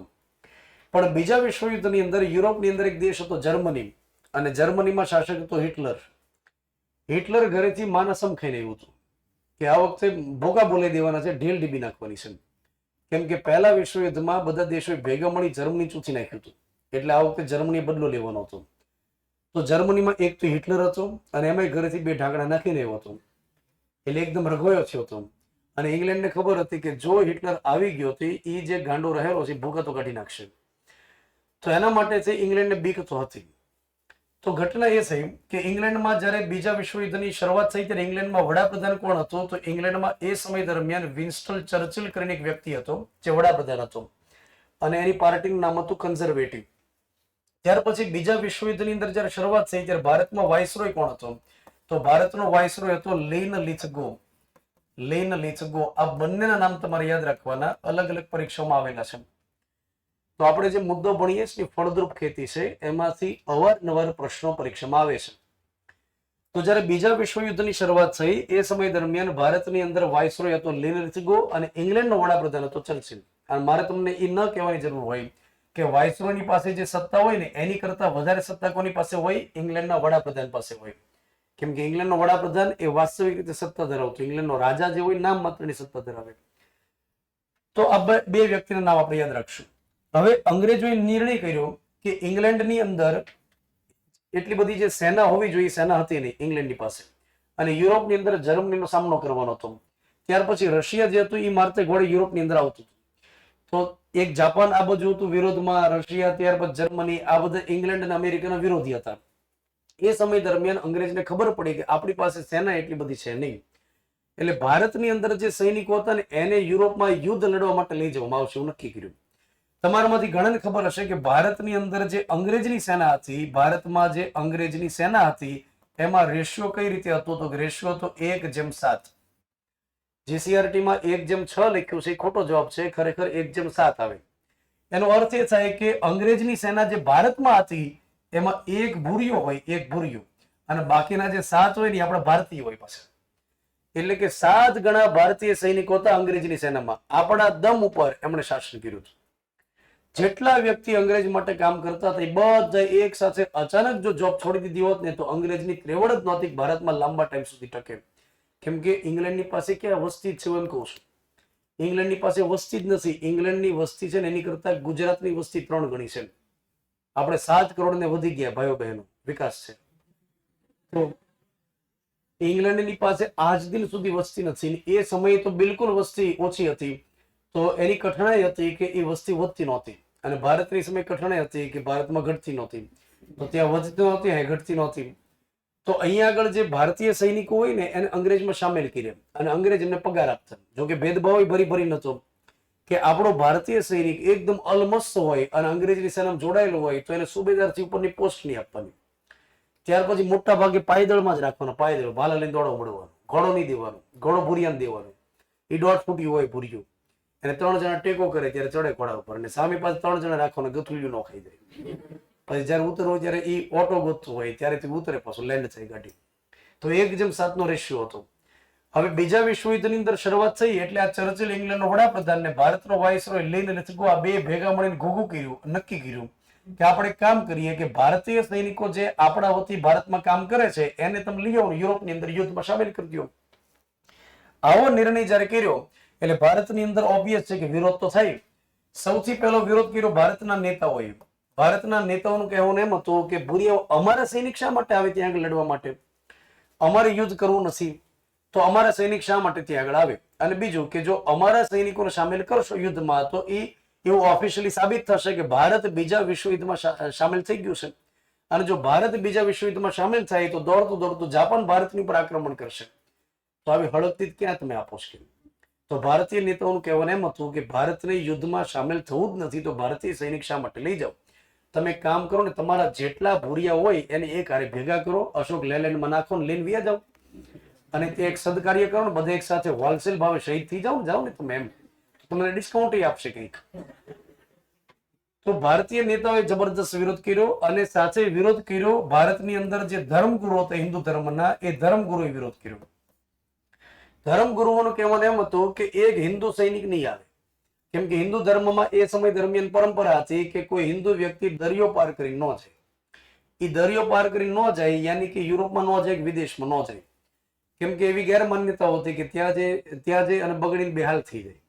વિદેશમાં જાય તો ત્યાં જઈને કેવું કેવું ખાવા મળે, કેવું કેવું પીવા મળે, કોની રખડવા મળે, આપણને કેમ ખબર પડે? એ સમય ફોન તો હતા નહીં, તરત કે ચાલો વિડીયો કોલ કરો તો લ્યો. નથી કહેતા ક્યાં છો તો કે ગાડીમાં છું, તો ફોન મારતો. એની જેમ અત્યારે તો હાલમાં ગમે ત્યારે ખરાઈ કરવી હોય તો વિડીયો કોલ કરાવડાવે, પણ એ સમય તો કહેતું નહીં. એ સમય બાળ વિવાહ હતા, એને 12, 13, 14 વર્ષની ઉંમરમાં લગ્ન થઈ ગયા હોય ને, એ લગ્ન ઓલરેડી થઈ ગયા હોય ને વળી પાસે યુરોપમાં થાય, તો પછી એ સમય ગેરમાન્યતા હતી કે ત્યાં બગડીને બેહાલ થઈ જાય ને ધર્મ ભ્રષ્ટ થઈ જાય. જેમ કે ગાંધીજી ના મેરેજ તો નાની ઉંમરમાં થઈ ગયા હતા, 13 વર્ષની ઉંમર હતી ત્યારે મેરેજ થઈ ગયા હતા. કસ્તુરબાઈ 1 વર્ષ મોટા હતા, એટલે ગાંધીજીને જયારે જયારે ખીજાતા ત્યારે વડીલ જેવી ફિલિંગ લાગતી અને કે વડીલ ખીજાઈ રહ્યા છે. તો દુનિયામાં એકમાત્ર પતિ હશે જેની પત્નીને બા કહીને બોલાવતા, તે કસ્તુરબાને બા કહીને જ બોલાવતા, ભૂલામણા નામથી. જયારે ગાંધીજી 8મા ધોરણમાં હતા ત્યારે લગ્ન થઈ ગયા હતા.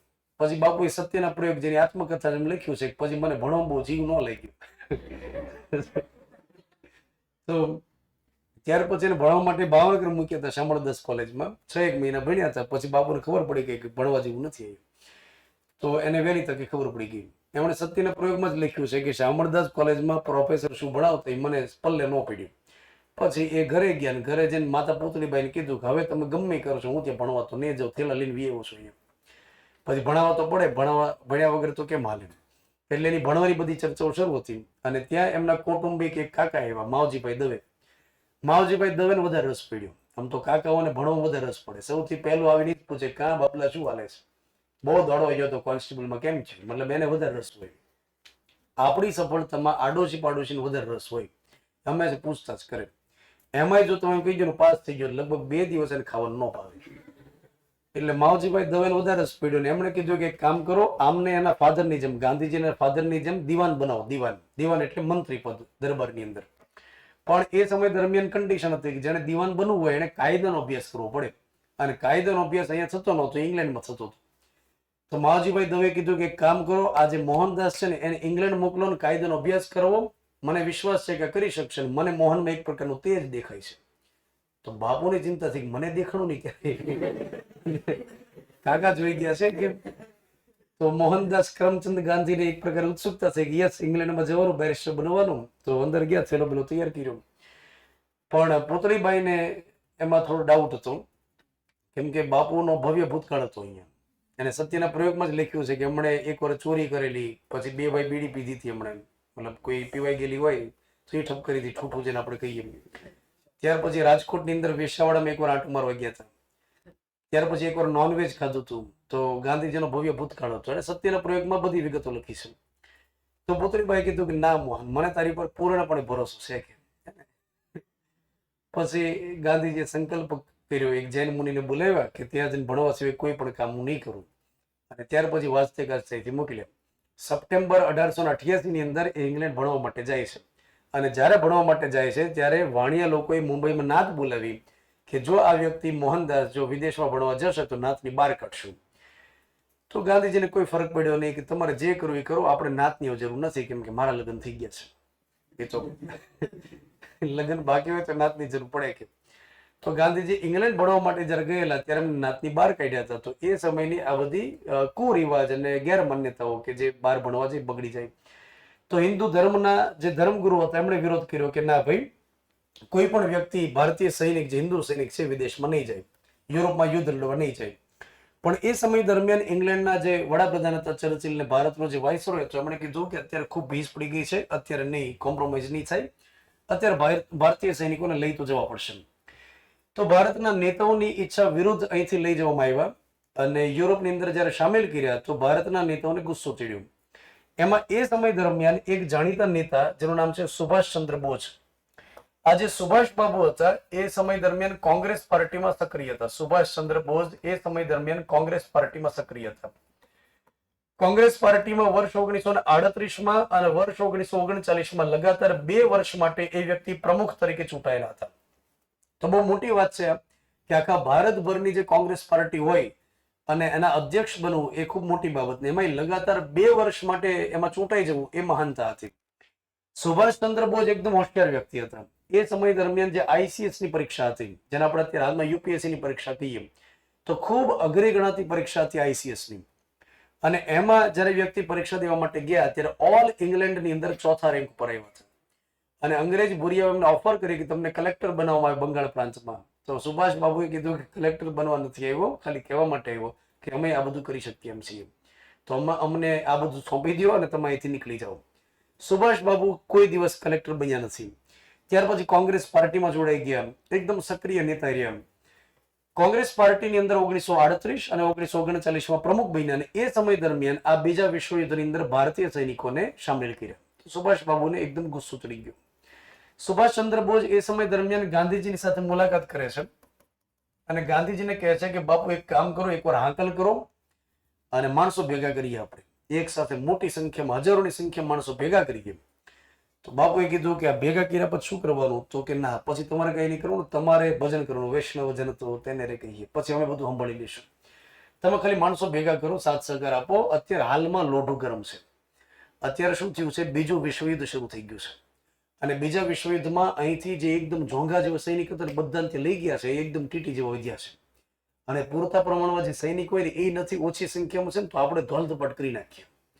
તે યુદ્ધમાં વ્યસ્ત છે ને, તો આપણે લાભ લઈ લઈએ અને એક સાથે આઝાદી મેળવી લઈએ.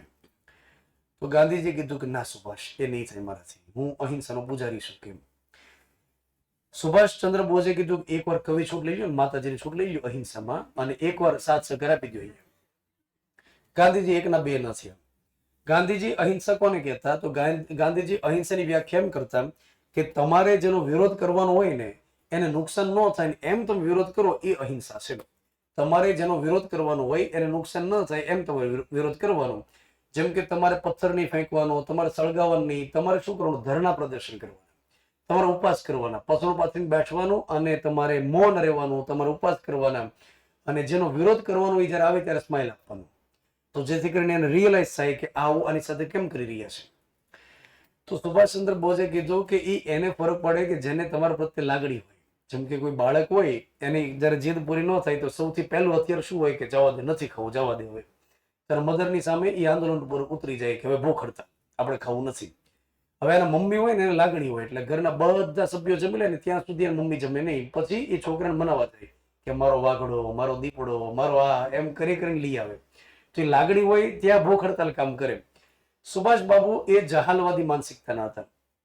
ગાંધીજી એ સમય દરમિયાન એવું વિચાર્યું કે માની લો કે અત્યારે આપણે આંદોલન કરીએ અને જો આંદોલન હિંસક સાબિત થઈ જાય તો અંગ્રેજોને નુકસાન થાય, કેમ કે અલ્ટિમેટલી આ યુદ્ધની અંદર આપણા સૈનિકો લડી રહ્યા છે, મોટા ભાગે આપણો પૈસો અહીંથી યુદ્ધમાં જઈ રહ્યો છે. અને જો અત્યારે આપણે હાલમાં આંદોલન કરીએ અને અંગ્રેજને નુકસાન થાય તો બની શકે કે ભવિષ્યમાં આઝાદી આપવામાં અંગ્રેજ આપણને વાર લગાડે અથવા અંગ્રેજ આપણને વધારે નુકસાન કરે. તો અત્યારે હાલમાં યુદ્ધ જ્યાં સુધી શરૂ છે ત્યાં સુધી વધારે નુકસાન ન થાય એનું ધ્યાન રાખીએ તો આગળ જતા આપણને ઝડપથી આઝાદી મળે. આ ગાંધીજીની વિચારસરણી હતી. બધાની પોતપોતાની વિચારસરણી હોઈ શકે, પણ સુભાષ બાબુને લાગ્યું કે હવે આપણું કામ કોંગ્રેસમાં નથી અને એટલા માટે 1939માં કોંગ્રેસમાંથી છેડો ફાડી નાખે છે કે આપણે કોંગ્રેસમાં બગતા નહીં હવે, અને આગળ જતા એક નવી પાર્ટી બનાવે છે જેનું નામ છે ફોરવર્ડ બ્લોક. આ પરીક્ષાની અંદર સવાલ પૂછવામાં આવેલો કે ફોરવર્ડ બ્લોક નામની પાર્ટી કોની હતી? તો સુભાષચંદ્ર બોઝની હતી. જોકે વાત અલગ છે કે ફોરવર્ડ બ્લોક નામની રાજકીય પાર્ટીને ખાસ રીતે સફળતા મળી નહોતી, રાજકીય રીતે સફળતા મળી નથી. અને સુભાષચંદ્ર બોઝ આગળ જતા આઝાદ હિન્દ ફૌજને એકદમ મજબૂત બનાવે છે. કેપ્ટન મોહનસિંહની જે આ સંસ્થા હતી આઝાદ હિન્દ ફૌજ, એને મજબૂત કરવાની કામગીરી કોણે કરી હતી? સુભાષ બાબુએ. તો આ 1939ની આખી ઘટના છે.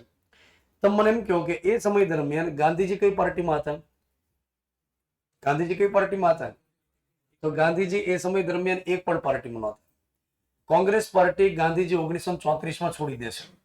કોંગ્રેસ પાર્ટી 1934માં ગાંધીજી છોડી દેશે, પણ પડદાની પાછળ એક ખેલ તો નાખતા. કોંગ્રેસ પાર્ટીમાં ભલે ઓફિશિયલ મેમ્બર નહોતા પણ પડદાની પાછળથી રાજકારણ તો ખૂબ કર્યું. ગાંધીજી રાજકીય રીતે અઠંગ ખેલાડી તો હતા. 1939ની આ ઘટના છે. એ સમય દરમિયાન કોંગ્રેસ પાર્ટીએ સૌથી પહેલા તો 1940ની અંદર બિહારની અંદર રામગઢ ખાતે અધિવેશન કર્યું. હું તમને જ્યારે એમ કહું ને કે કોંગ્રેસ પાર્ટીનું અધિવેશન, એટલે તમારે એમ સમજવાનું કે કોંગ્રેસ પાર્ટીના આખા દેશભરના જે પ્રસિદ્ધ નેતા હોય જાણીતા એ બધા ભેગા થાય અને ભેગા થયા પછી 3, 4, 5 દિવસ માટે કોઈ જગ્યાએ મિટિંગ કરે, કોઈ ધર્મશાળા હોય, કોઈ સમાજની વાડી હોય, બધી જગ્યાએ ભેગા થાય અને ત્યાર પછી અંગ્રેજનો વિરોધ કેમ કરવાનો એના પર વિચારણા કરે અને કેટલાક જરૂરી નિર્ણય કરે, જેને ઠરાવ પસાર કર્યો એમ કહેવાય. તો જ્યારે ભવિષ્યમાં હું બોલું હવે કે કોંગ્રેસનું અધિવેશન એટલે શું સમજશો તમે? કે કોંગ્રેસ પાર્ટીના આખા દેશભરમાંથી નેતાઓ ભેગા થઈ અમુક દિવસ માટે મિટિંગ્સ રાખે અને ત્યાર પછી અંગ્રેજ વિરુદ્ધમાં કઈ રીતે કામ કરવાનું એના માટે નિર્ણય કરે, જેને ઠરાવ પસાર કર્યો એમ કહેવાય. તો 1940ની અંદર રામગઢ ખાતે બિહારની અંદર કોંગ્રેસનું અધિવેશન થયું. આ કોંગ્રેસનું અધિવેશન જે બિહારમાં થાય છે એમાં ભારતના નેતાઓ એના માટે સહમત થાય છે કે આપણે કામ કરીએ કે ચાલો અત્યારે હાલમાં યુદ્ધની પરિસ્થિતિ છે, અંગ્રેજને આપણે થોડો સપોર્ટ કરીએ, અંગ્રેજનો વિરોધ ન કરીએ, આપણે અંગ્રેજને બને એટલી હૂંફ દઈએ, પણ એના બદલામાં એટલી ગણતરી છે કે અંગ્રેજ એવું જાહેર કરે કે ભારતીય નેતાઓની અધ્યક્ષતામાં એક વચગાળાની સરકાર બનાવવામાં આવે છે. તો ભારતના નેતાઓએ નક્કી કર્યું કે જો વચગાળાની સરકાર આપણી અધ્યક્ષતામાં બનાવવા માટે અંગ્રેજ ભૂરિયાઓ તૈયાર હોય તો આપણે સપોર્ટ કરીએ. પછી આપણી અધ્યક્ષતામાં એક યુદ્ધ સમિતિ બનાવે, એટલે કે યુદ્ધ માટે ભારતના જે નિર્ણય હોય એમાં ભારતના નેતાઓને પૂછવામાં આવે. તો કોંગ્રેસના નેતાઓ એ બાબત માટે રામગઢ અધિવેશનમાં તૈયાર થયા કે ચલો અત્યારે યુદ્ધ ફાટી નીકળ્યું છે તો હવે તો તાત્કાલિક આપણે અટકાવી શકીએ એમ નથી. ભારતીય સૈનિકો ત્યાં આગળ સામેલ છે, ભારતીય પૈસો ત્યાં જઈ રહ્યો છે, તો એક કામ કરીએ, અત્યારે હાલ ફિલહાલ આપણે અંગ્રેજને સપોર્ટ કરીએ અને આપણે કોઈ વિરોધ પ્રદર્શન ન કરીએ અહીંયા, પણ એના બદલામાં ભારતના નેતાઓ ડિમાન્ડ શું કરી કે આપણી અધ્યક્ષતામાં, નેતાઓની અધ્યક્ષતામાં શું બનાવવું જોઈએ?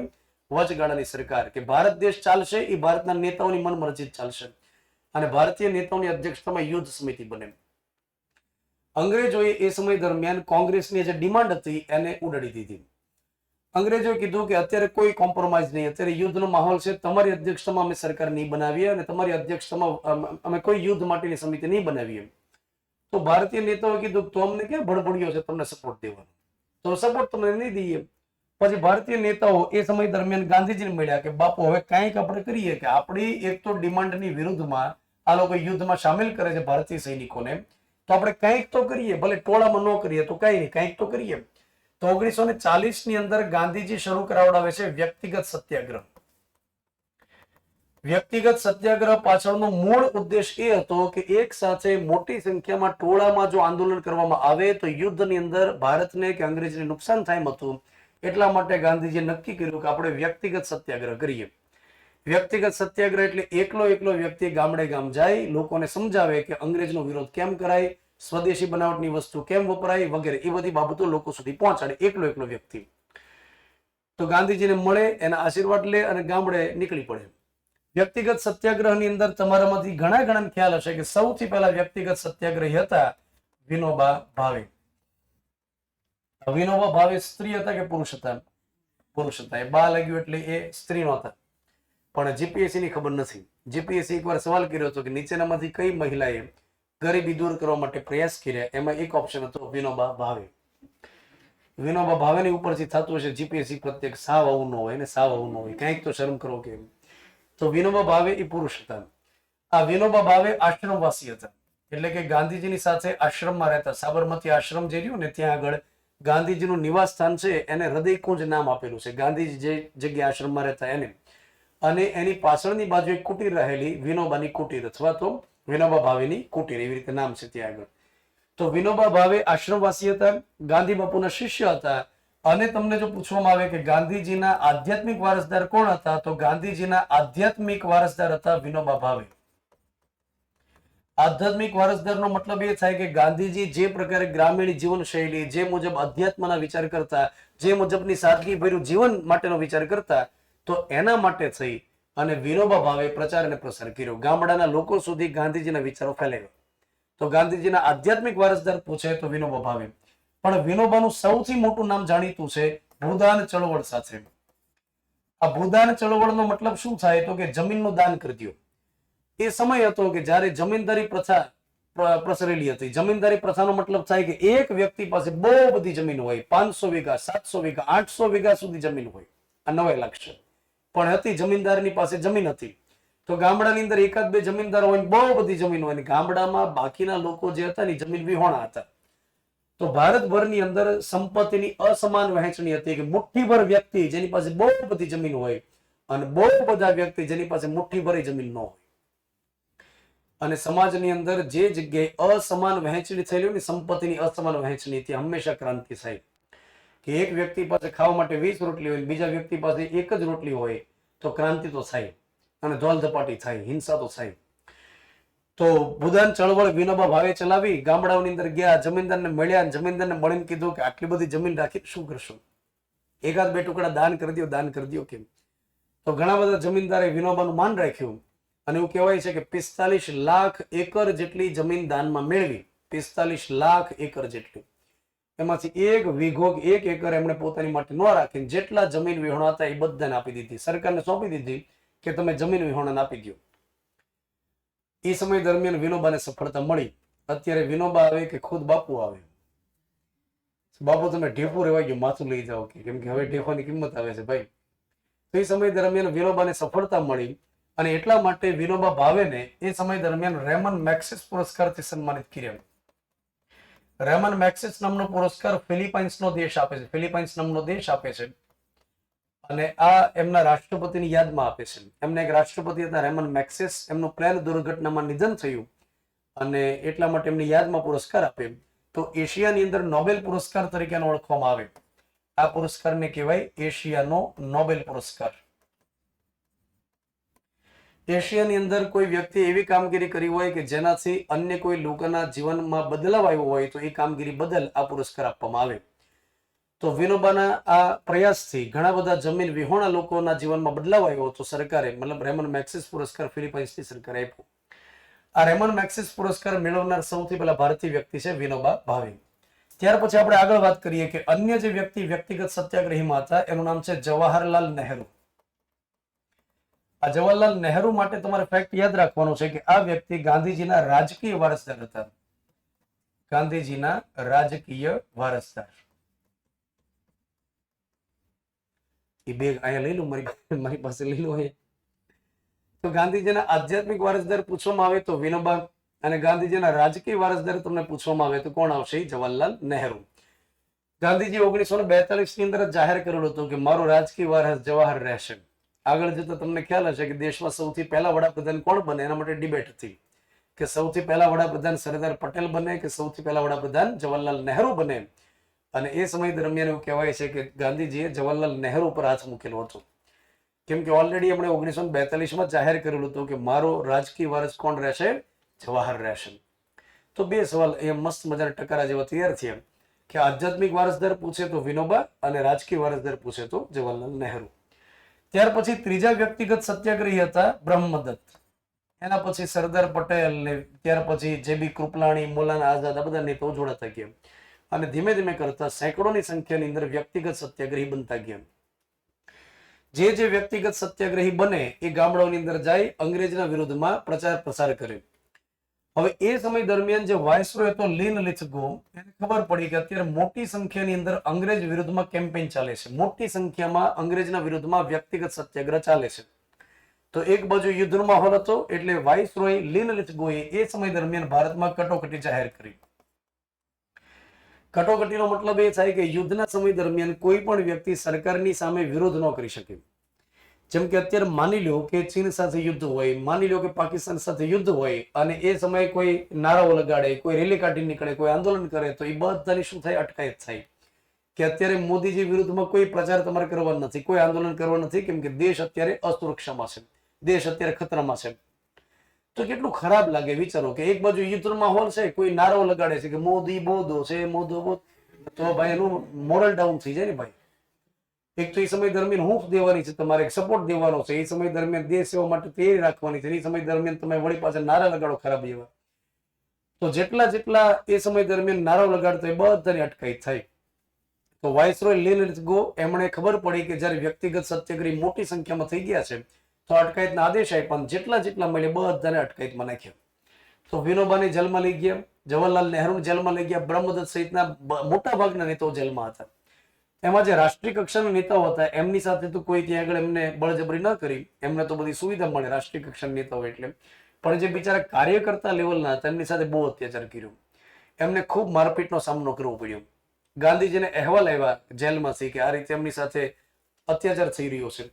તો ગાંધીજીએ અનેક વાર લીન લિથગોને કીધું કે તું આ બધું રહેવા દે, અમે ધારીએ તો મોટી સંખ્યામાં આંદોલન કરી શકીએ એમ છીએ, એક સાથે હજારોની સંખ્યામાં, માત્ર તમને રાહત રહે અત્યારે એટલા માટે વ્યક્તિગત સત્યાગ્રહ કરીએ છીએ, તો પછી જે આ પ્રકારના વ્યક્તિ છે છોડી દો.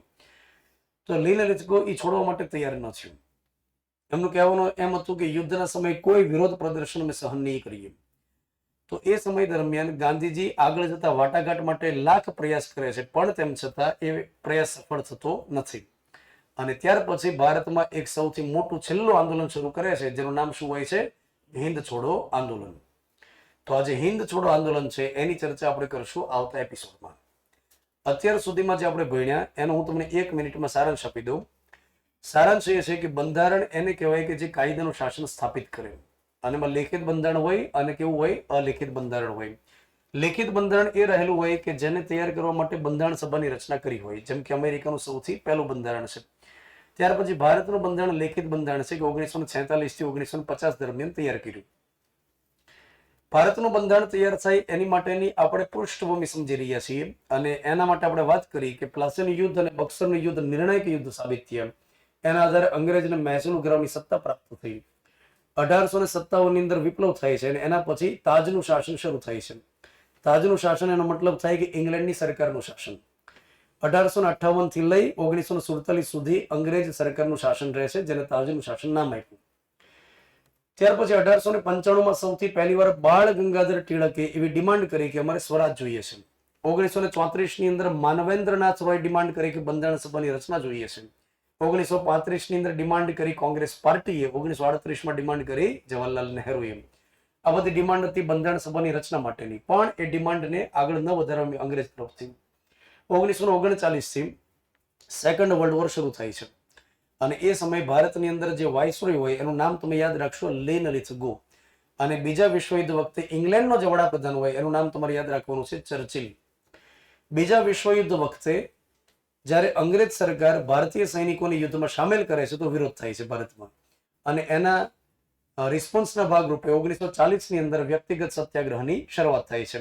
વ્યક્તિગત સત્યાગ્રહમાં સૌથી પહેલા કોણ હોય છે? વિનોબા ભાવે.